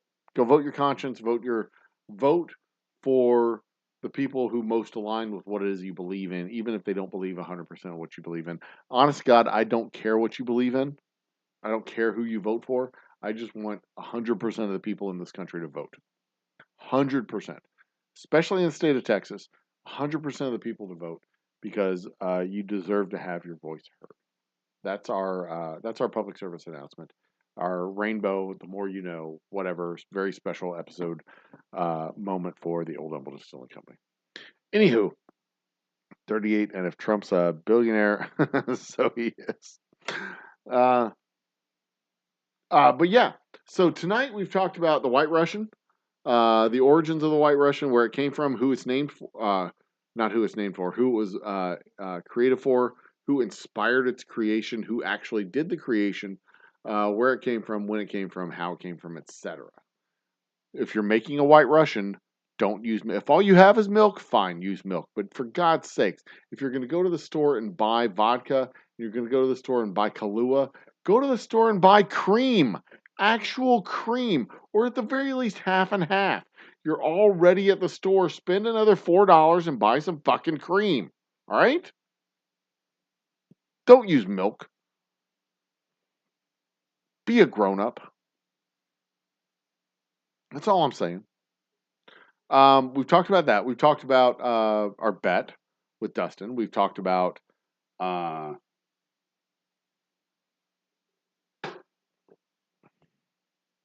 hangovers and how to avoid them. 3 ways to avoid hangovers. Don't drink. And if you're going to drink, drink in moderation. And if you're going to drink in moderation, drink drinks, cocktails that are not high in sugar. Alcohol dries you out. It absorbs water. Alcohol is hygroscopic. It absorbs hygroscopic? That's not the right word. Anyway, it absorbs water out of your system. And it's poison. Bad for you. Sugar also absorbs water out of your system. So if you're drinking water, sugar, and alcohol, the sugar and alcohol are going to work together and draw that water out of your system, and you're not going to get you're going to get dehydrated. You get dehydrated, you feel worse in the morning, and your hangover is worse. But the ways to avoid hangovers: drink less sugary drinks, drink more water, and avoid alcohol in general. Anytime you drink alcohol, you're going to get a hangover. The question is, how severe is that hangover going to be? Is it going to be really, really, really bad, or is it just going to be mild? Are you going to be functional in the morning, or are you going to have to call in sick? That's the difference with your hangover. You're not going to avoid a hangover with some magic pills or whatever shit. That's just going to give you energy and give you a chance to feel good, feel better while you're still hungover. The only ways to avoid alcohol or to avoid a hangover is to avoid alcohol or avoid sugary cocktails. That's it. It's the only ways to do it. Hydrogen, yeah, exactly. It absorbs, it takes the water in. I mean, we run into that problem when we're trying to hydrophilic. That's the word for it. Thank you. We run into that problem when we're proofing our whiskey because uh, uh, it because it absorbs that water. When we add water to it, it's not just a straight ratio. We got to add a little bit more than what the ratios tell us it should be because there's not free water running around. Um, who's the guy with the boot on his head that always runs for president? Boot? Boot. Bacon. I don't know who that is. I've never heard of that guy. Hey Siri, who's the guy with the boot on his head that runs for president? Vermin Supreme. What? That's a thing? That's a person? Vermin Love Supreme, born 1960 or 1961, is an American performance artist and activist who has run as a candidate in various local, state, and national elections in the United States. Excuse me. It's late. Supreme is known for wearing a boot as a hat and carrying a large toothbrush, and is said that if elected President of the United States, he will pass a law requiring people to brush their teeth. Hmm. This is what the motherfucker looks like. I have never heard of this dude. I have never heard of him.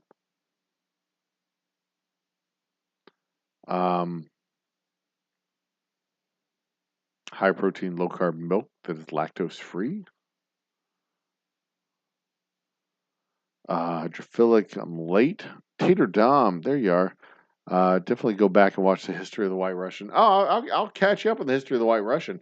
Created in 1949 in homage, inspired by the ambassador to Luxembourg, the U.S. ambassador to Luxembourg, who was Pearl Metzen.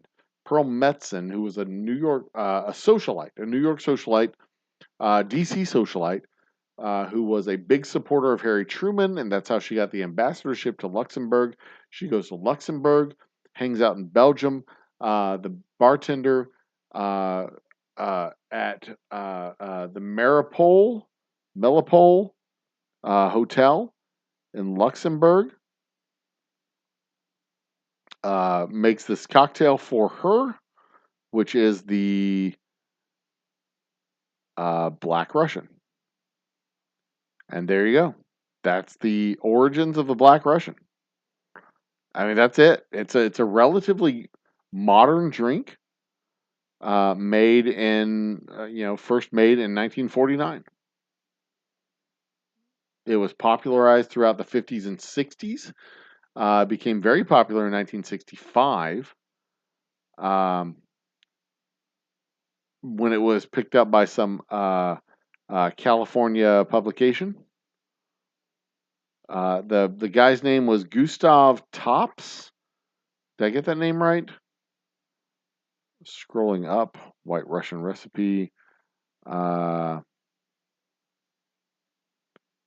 think it was Gustav Tops. Coffee liqueur, Kahlua, history. The name was in Brussels, Gustav Tops. I had the name right. Good. So there you go. There's your history of the White Russian. It's a relatively modern drink, which makes sense because it was made with cream, and cream has to be refrigerated, and refrigeration was common only in the modern industrialized era after World War II. Refrigeration prior to World War II was not common, especially in Europe. But this particular drink was originally created in Belgium, Brussels, 1949. So there you go. There's the history of the White Russian. The White Russian was made at the same time as the Black Russian. Never was created or invented in Russia. Had nothing to do with Russia with its invention, and its latest popularization came in 1998 with the Big Lebowski, who famously drank White Russians and called them on occasion Caucasians. So there you are. There you go, Tater Dom. I got you back, bro. You don't have to go back and watch. Oh, go back and watch. Go back and watch the first 20 minutes of the show. All of that will be recapped right there. Especially who Pearl Metzer is, because she was apparently a pretty cool chick. Soluble alkaline water.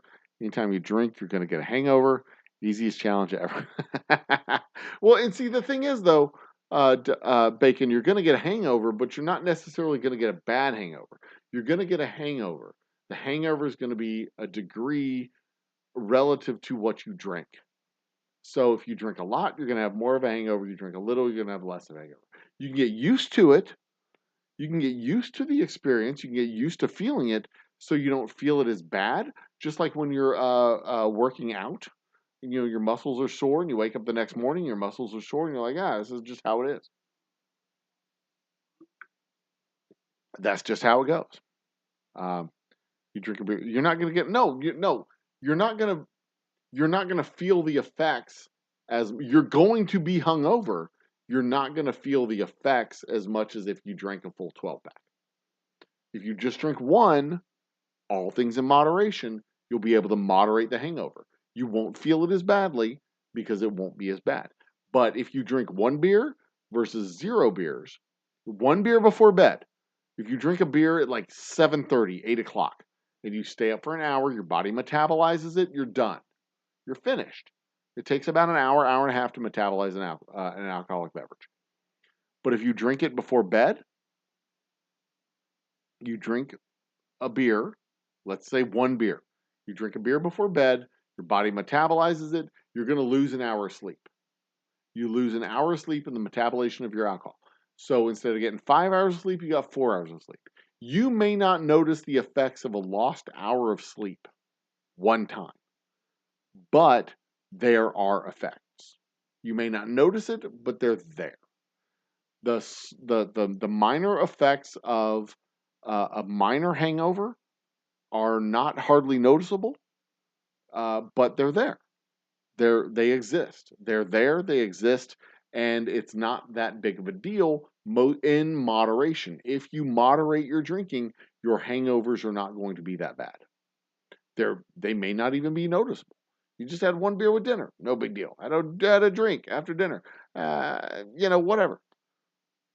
You wake up, you have an hour less sleep, hour more sleep. Nobody really notices 1 hour sleep. 4 hours of sleep versus 5 hours of sleep, not that big of a deal. But drink 2, 3, 4, start getting up to the point where you're intoxicated. You start getting up to the point where you're actually feeling the effects of the alcohol. Then you're going to pay for it later. It may be a minor payment, it may be a major payment, but you're going to pay for it. You do not get away with drinking poison and not feel it. And I make whiskey. I make poison. I'm not going to lie about it. I'm not going to say that, you can drink and not feel it. I mean, it's going to affect your body, especially over time, over a long run. It's going to affect your body.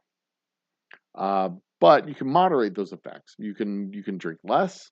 You can spread it out over time, and you'll be fine. For the most part. At some point, it's always going to catch up to you. At some point. But, hey, we can't live forever, right?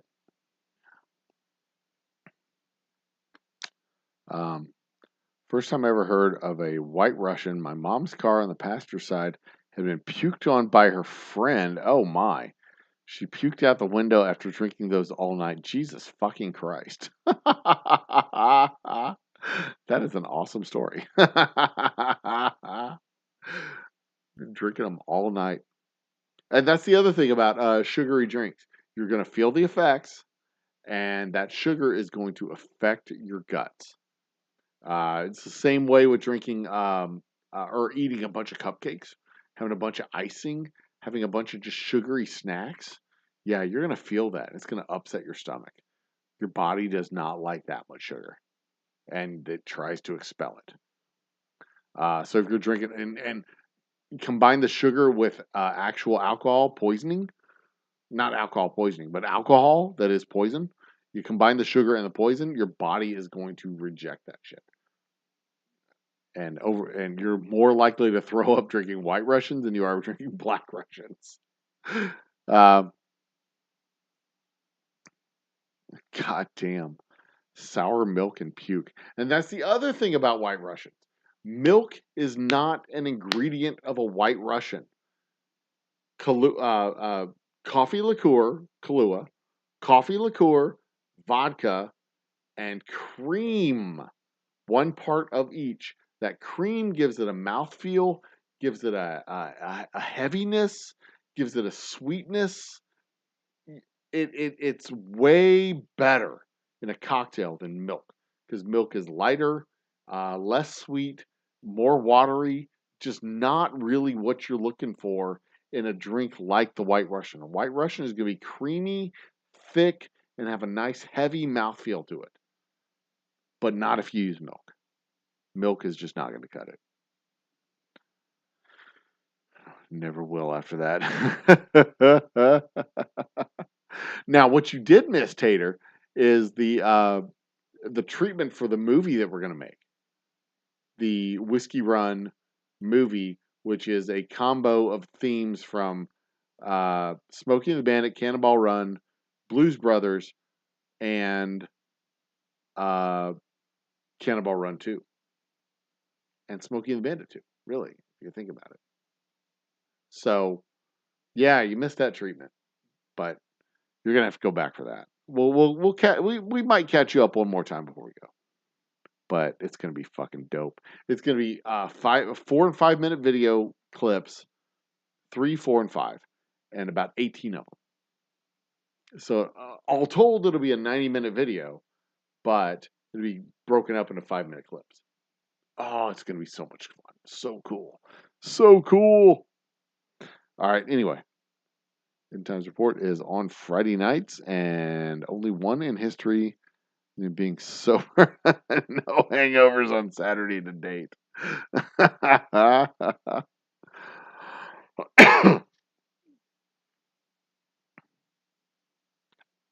Bacon, I was on your show last week. I was on your fucking show last week, man. You just didn't recognize me because I didn't have a beard.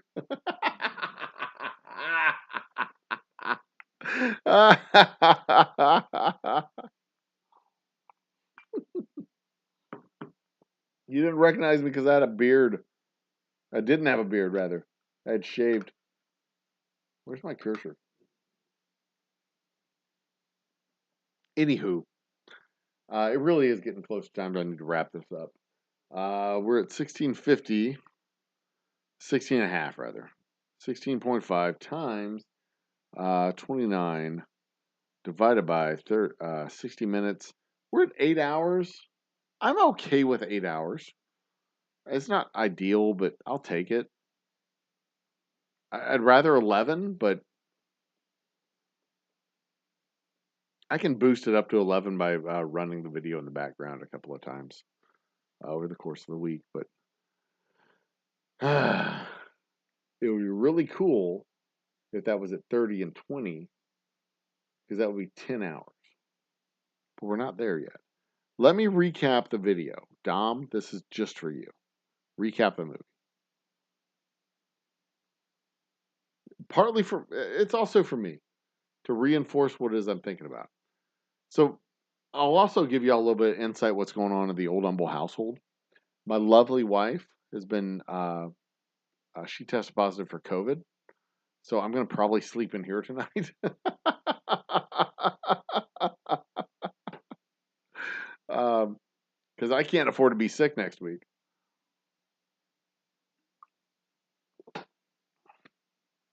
So, we'll run the show down, and then I'll turn everything off and then just lay down right there and sleep.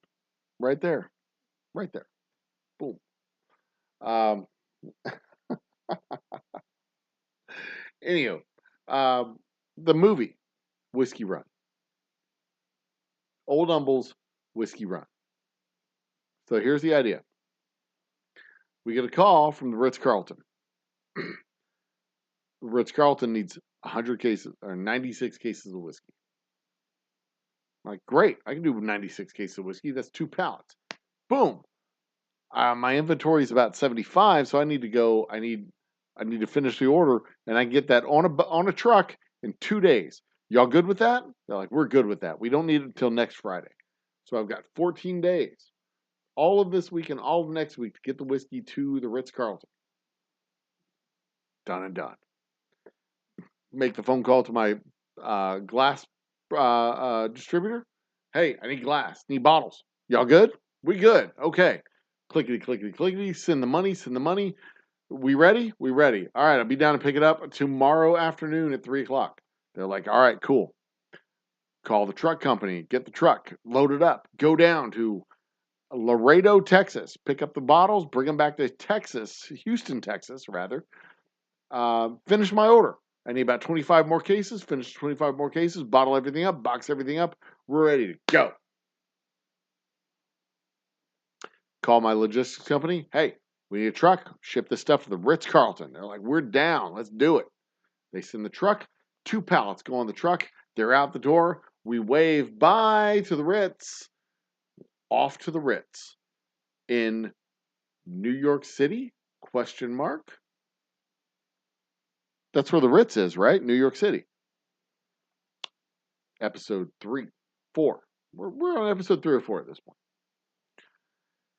I get a phone call. Hi, this is the Ritz-Carlton in Los Angeles. When is the whiskey going to be here? Because we're like ready for it. And I'm like, we sent the whiskey to the Ritz-Carlton on Central Park. Are y'all in? Oh, no, we're not in Central Park. That's like 1,800 miles away from us. We're in like Los Angeles. We're the Ritz-Carlton in LA. Oh, shit. We got a problem. Let me solve this problem. I'll get the whiskey to you. It'll be about 5 days. No problem. We just need that fucking whiskey. I got it here. We got a party going. We need 100 cases of whiskey. 96 cases of whiskey? Yeah, 96 cases of whiskey. It's going to be fine. Because they're LA. That's how they talk. I get on the call. Hey, Ritz-Carlton, we need your whiskey. When's the whiskey going to be there? Is the whiskey going to... They're like, it'll be there in 2 days. We're almost there. Like, okay, cool. I call United, which is the local air carrier here. I need a ticket for an airplane. Well, we don't have any tickets for airplanes. And to go to LA or to New York, it's going to be $1 million, and you'll have to get beat up on the plane because we're United and we're evil. I'm like, oh, fuck that. I can't do that. That's insanity. So I'm outside. I'm outside of somewhere. I don't know. I'm trying to find a plane ticket. I got to get to New York. And that's when Sven, my Armenian friend, who's not a friend of mine, somebody I just met, he's like, hey, it's me, Sven. I'm from Armenia, and I got a Fiero, and I can get you right up there to New York City, and it's only going to take you 2 days to do it. Like, all right, cool, Sven, let's go. So me and Sven hop in his car. I go up to New York City with Sven. And this is, we're probably episode 6 by now, I'm guessing. In New York City, I find my whiskey, and now I need to get a truck. And I'm calling around. I'm standing on the road in New York City. I'm calling around trying to get a truck. Hey, I need a truck that can fit 2 pallets of whiskey. We got to get it moving to LA, and we got to get it moving right now. And that's when I run into Tanya, who's from Houston. And Tanya says, hey, I'm a truck driver from Houston. I can get your whiskey on my truck and I go to Houston. I'm not even going to charge you money for it because I love you and you're the awesomest guy in the world. I'm like, oh, Tanya, you're the awesomest gal in the world. Thank you so much. Let's do this thing. And we load up the whiskey, get in the truck, and we're heading out the door. I'm like, Tanya, just so you know, your call sign on the radio has to be Snowman from here forward because this is a total Smokey and the Bandit thing. She's like, you're right. It is a Smokey and the Bandit thing. I'm going to be Snowman. She gets on the radio. She says, hey, the Snowman, we got a whiskey going all the way to LA. We need to get people to make sure the roads are clear. We're going to stay on the back because we're going to be on the pedal to the metal. Westbound and down. Hello, come back. And that's when the truckers are all like, we got your back. And the Old Humble Guy's got you. Flying with the angels. And I'm flying it over. And then we hear crackling through on the radio, hey, this is me, Sven. I'm your favorite Armenian here. This old Fierro. What we're going to do is I'm going to be your blocker for you as we go to Los Angeles. So you just call me Bandit from here on out. Over. Like, all right, Sven, you'll be Bandit from here on out. That's cool. So now we're on episode probably 8-ish, somewhere in that neighborhood. Hitting the road from New York on our way to LA. We are westbound and down, going through Chicago, heading out on I-80. We run into a bar real quick so I can get some some chocolate covered peanuts and take a leak. And my dog bites a fascist, and now the fascists hate us. But wait, no, I skipped a step. Somewhere along the line, we pick up a hitchhiker who is a runaway bride from a cop's kid, and now the cops hate us. And then, Sheriff not Buford T. Justice, obviously, because that would be too cliche. Because that's what it was from Smokey the Bandit. It'd be Sheriff Buford T. Liberty or something. Buford T. Patriot. Patriot T. Buford or something like that. Anyway, so that'll be the cop that's chasing us, and his cop and all his cop friends are chasing us down all the way from Erie, Indiana to is Indiana on this side of Chicago or that side of Chicago? All the way from Cleveland, Ohio to Chicago, Illinois. Yeah, we'll go from Cleveland. They're chasing us because we picked up a hitchhiker who is also a runaway bride from the son of, that's our Smoking the Bandit tie-in. And then we get into Chicago, and in Chicago, we get a fight with some fascists because my dog bites a fascist, because my dog hates fascists, because he's a good dog. He bites a fascist, and now the fascists hate us, and they got their little Nazi swastikas. That's our tie-in with Blues Brothers. So Blues Brothers got their fascists and white nationalists, and Smokey the Bandit has their cops. That merges together into a beautiful, delicious soup of whiskey Blues Brothers, Smokey the Bandit, Old Humble Distilling Company deliciousness, and it just it's delicious. And then I have to call my lovely wife and say, honey, you're not going to believe this. She's like, you're right. I'm like, wait a minute, I haven't even told you the thing. She's like, it doesn't matter. I'm not going to believe it. It's like, all right, cool, baby. Let me tell you the thing we need. And she's like, all right, let me tell you what I can do for you. I'm like, I know what you can do for me, baby. That's why I married you. She's like, shut up. Just tell me what you need. I'm like, all right, I'll tell you what I need. And I need a new route that will not take me on freeways, but it'll take me on back roads. And she's like, you're in luck. You're in Chicago. Chicago has the Highway 66. Take Route 66. It's going to take you right to LA. So we take a left turn. We go down Route 66. Boosh. Go down on Route 66. It takes us through Amarillo. We stop and we eat steak at Big Texas. Big Texan Steakhouse. And we keep going. We go through New Mexico. We go through the places and all the other stuff. And I think we run into more fascists in New Mexico. Is that where we run into more fascists? Yeah, they get in front of us in New Mexico. We run into fascists in New Mexico because the Minutemen militia was something or another, blah, blah, blah, whatever. I don't know. We did a thing and it slowed us down. We had to I don't remember why we did that, but we did that.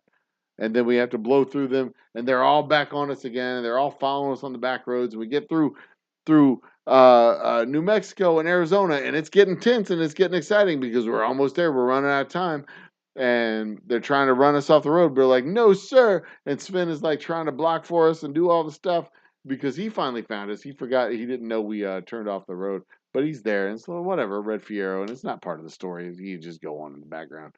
But we're trying to just escape him, and there's just everything. The mobile, the RV hooker crew hooking up with the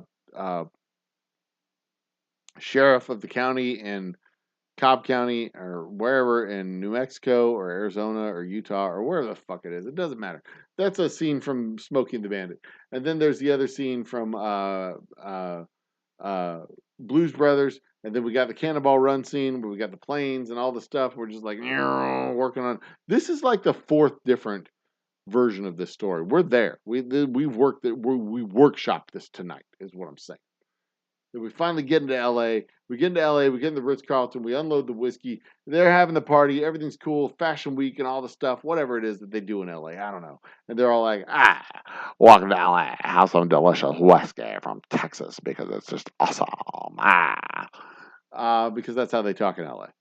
And then the fascists show up and the cops show up and they're like, we're going to do this thing. And we're like, we were just trying to raise money for the orphanage. Fuck you guys. And they're all like, we're about to fight and we're about to kill all y'all and stuff and do things and whatever. And I get on the microphone like, look here, people, we got enough whiskey for everybody.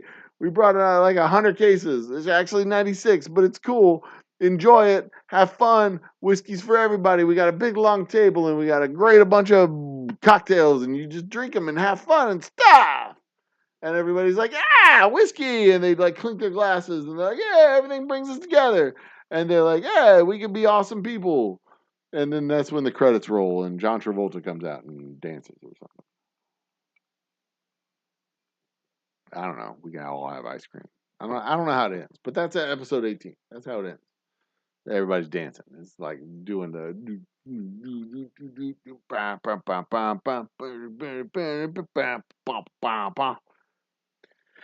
anyway, so yeah, that's the movie we're making. But we're not going to do it in 90 minutes. We're going to do it in 18 episodes of 4 minutes apiece, 5 minutes apiece. Because reasons. Yeah. 17 times 31. Are we over? So close. 5:21. We are so fucking close to me being able to go to bed. Why won't y'all let me go to bed? Jesus Christ. 1:30. We'll go 30 more minutes. Y'all got to let me go to bed, man. I'm dying here. That's going to be a fun movie, though. We're going to do it. I got a guy who has a production company.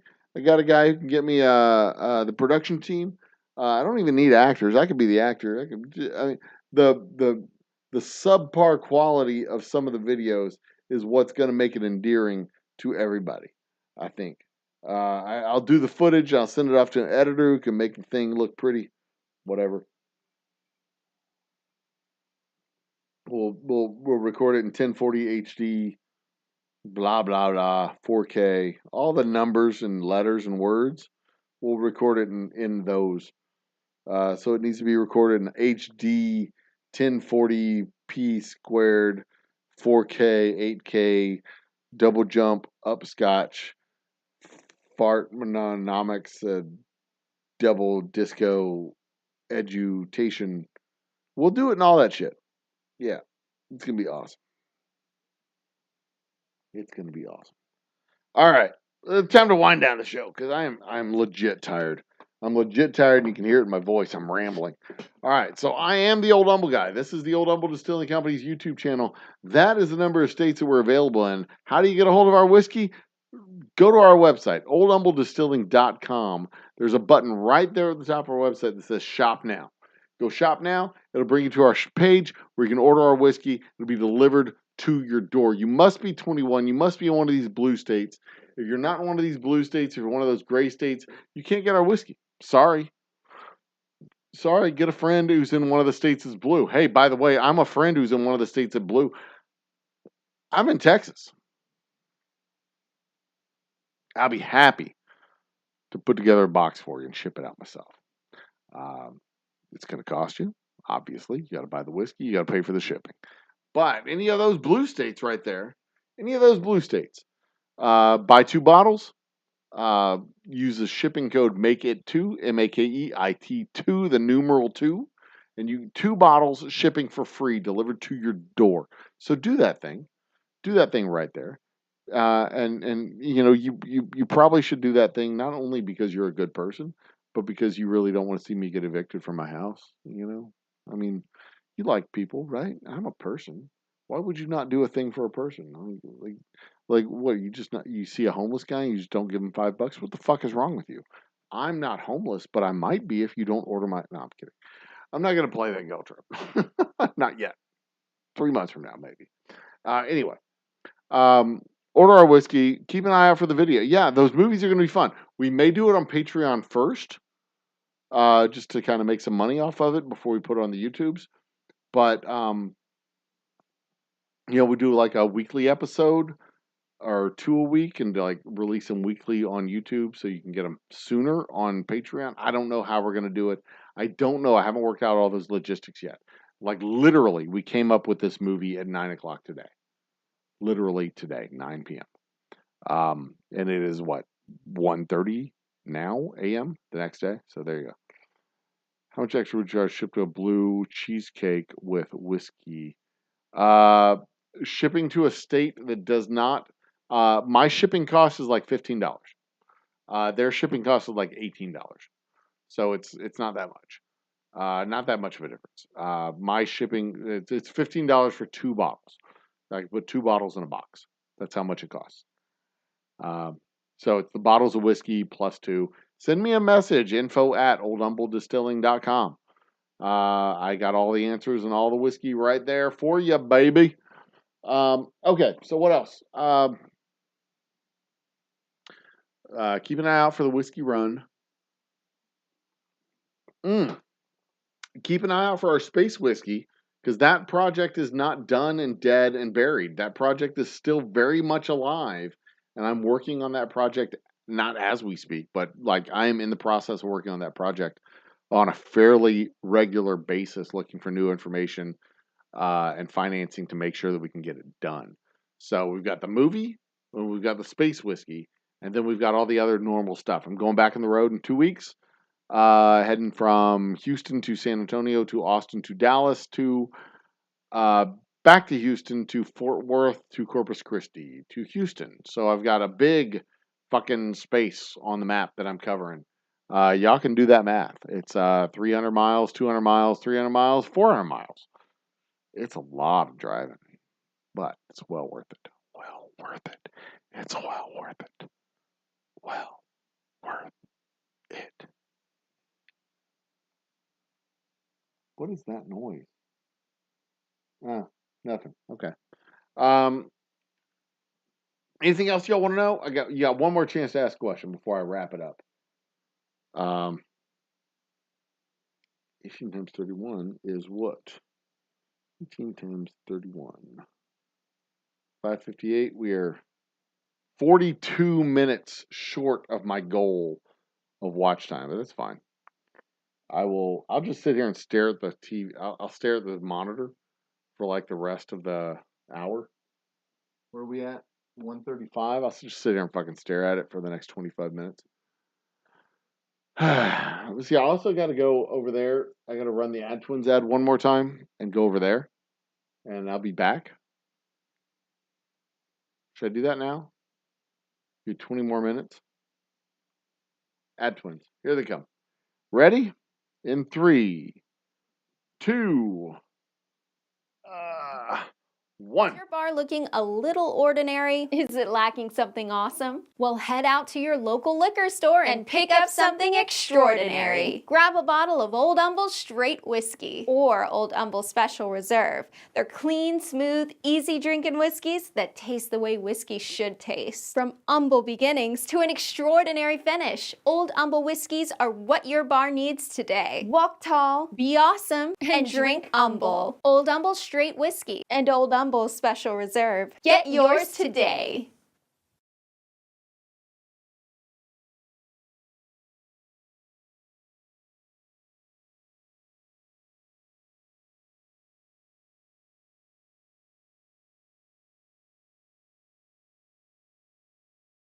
And we're back.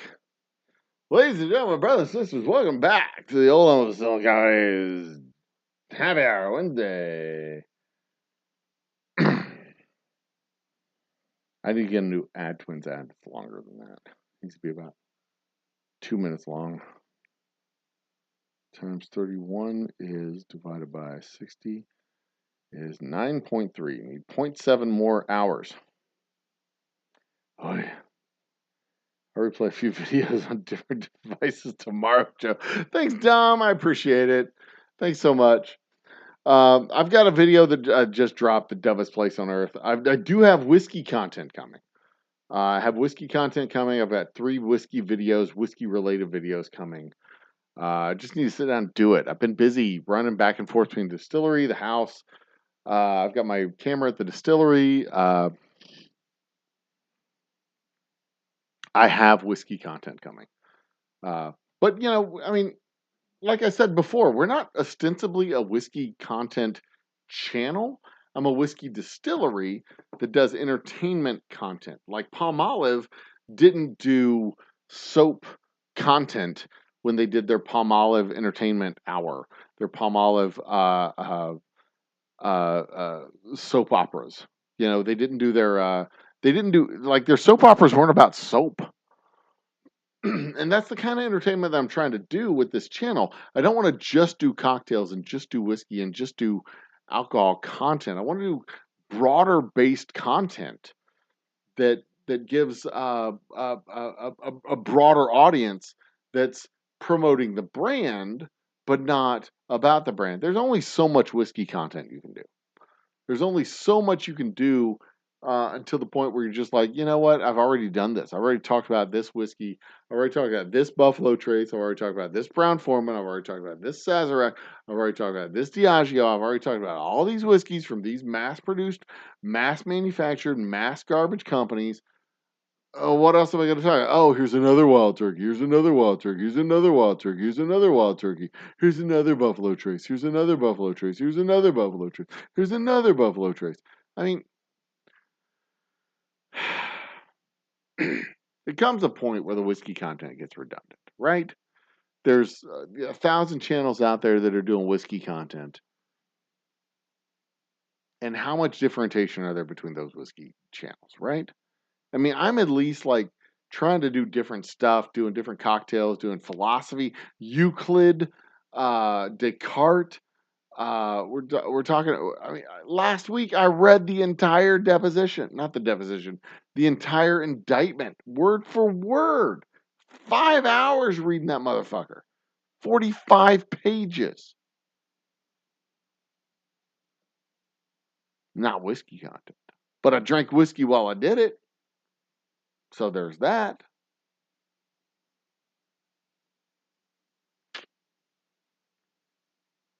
Anyway,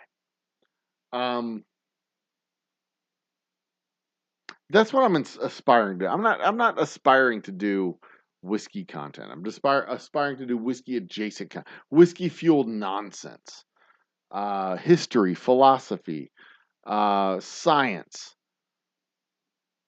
occasionally politics, sometimes military. But you know, we can do a fucking happy hour. This is the shit we used to talk about at bars when we went to bars and talked to people at bars. But after the pandemic, we don't go to bars as much as we used to. We don't sit and talk to strangers like we used to. But, you know, going to a bar and talking to a stranger, that's how we used to function. Being able to just go and talk to a stranger, getting a drink saying, hey, did you see the Astros game? What the fuck is up with Pena? And then we'd be able to talk about the Astros. Hey, did you see the news? Anything good in the news lately? What do you living under a rock? What's going on? My eyes are hurting too.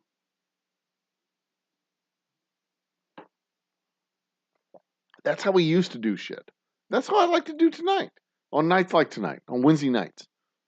It would be like, you know, hey, I got this idea for a thing. Tell me what you think. I got some good feedback from you guys. Got some good feedback from you guys. Especially you, Bacon. Thanks. Talk about setting it up with the fascists, setting up with the cops, setting up with getting off the freeways. Oh, that's a great idea. It does get repetitive just talking about one spirit. Yeah, you know. And there's only so much whiskey content you can do before you start repeating yourself or before you start doing the same thing as ever. Like, how many whiskey reviews have you heard that are like, oh, it's oaky and vanilla and it's tannin and you can really taste the oakiness and the smokiness from the barrel, and it's really good. It's got a burn to it, but it's not really my thing. So I'll give it 4 stars out of 10. Like fucking, you don't know what oakiness tastes like. I mean, you're repeating words from other people. What are you doing? What are you even doing? Are you telling me that Buffalo Trace tastes different from that Buffalo Trace tastes different from that Buffalo Trace? Your 8-year, 12-year, 6-year, 15-year, 9-year. You're not going to tell me there's a big difference between 9 and 12-year Buffalo Trace. Are you kidding me? It's Buffalo Trace. It tastes like Buffalo Trace. Don't piss on me and tell me it's raining. I'm not buying it. Not even close. Nonsense. Nonsense. It gets a lot repetitive. That's one of the things I like about your channel, Bacon. Your end times reports are always fucking fun. They're entertaining. They're enjoyable. They're a late night happy hour. They're a little bit edgy. I mean, I'm not gonna lie. Like, I don't always like the people. You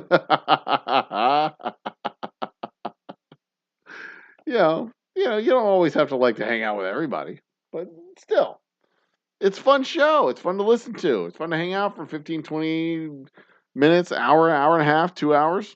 Listen, chat, throw comments down in the comments, get up on panel if I got the balls to do it. If I'm willing to be the one voice, that's fine. I don't mind.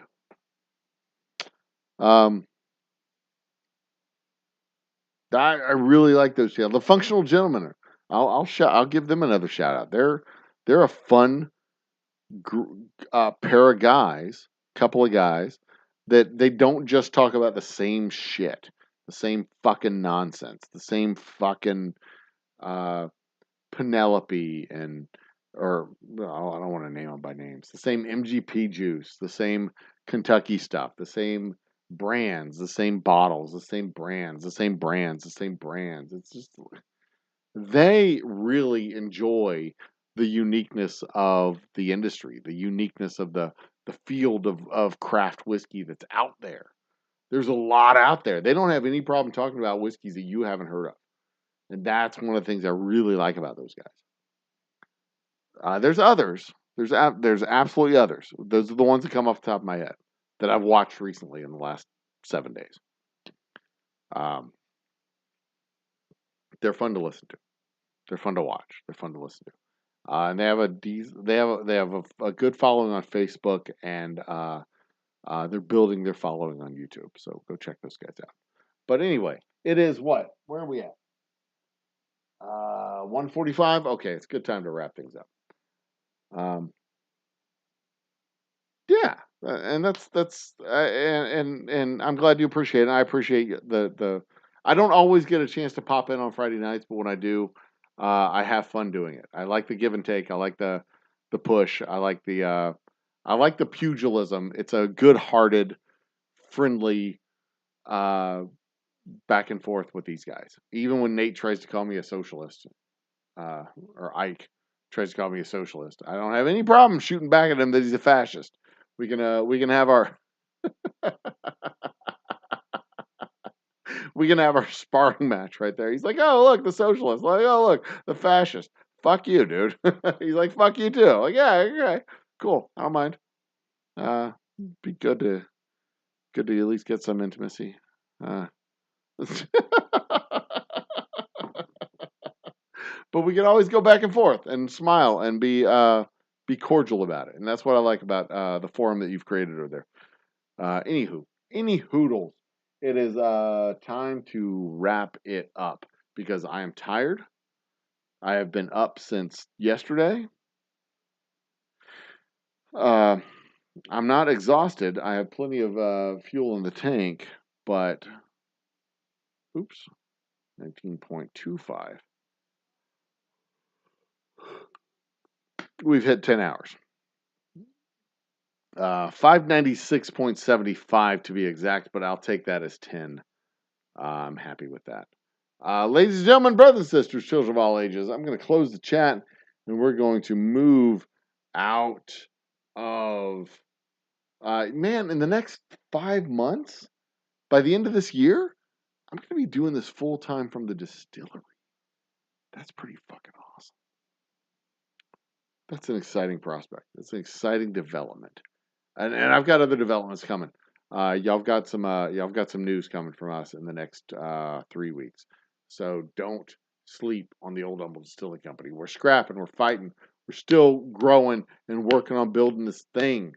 And we can do it with your support, and I'd absolutely 100% appreciate it all the time. Thank you for subscribing. Thank you for viewing. Thank you for hitting the like button. Thank you for watching our videos.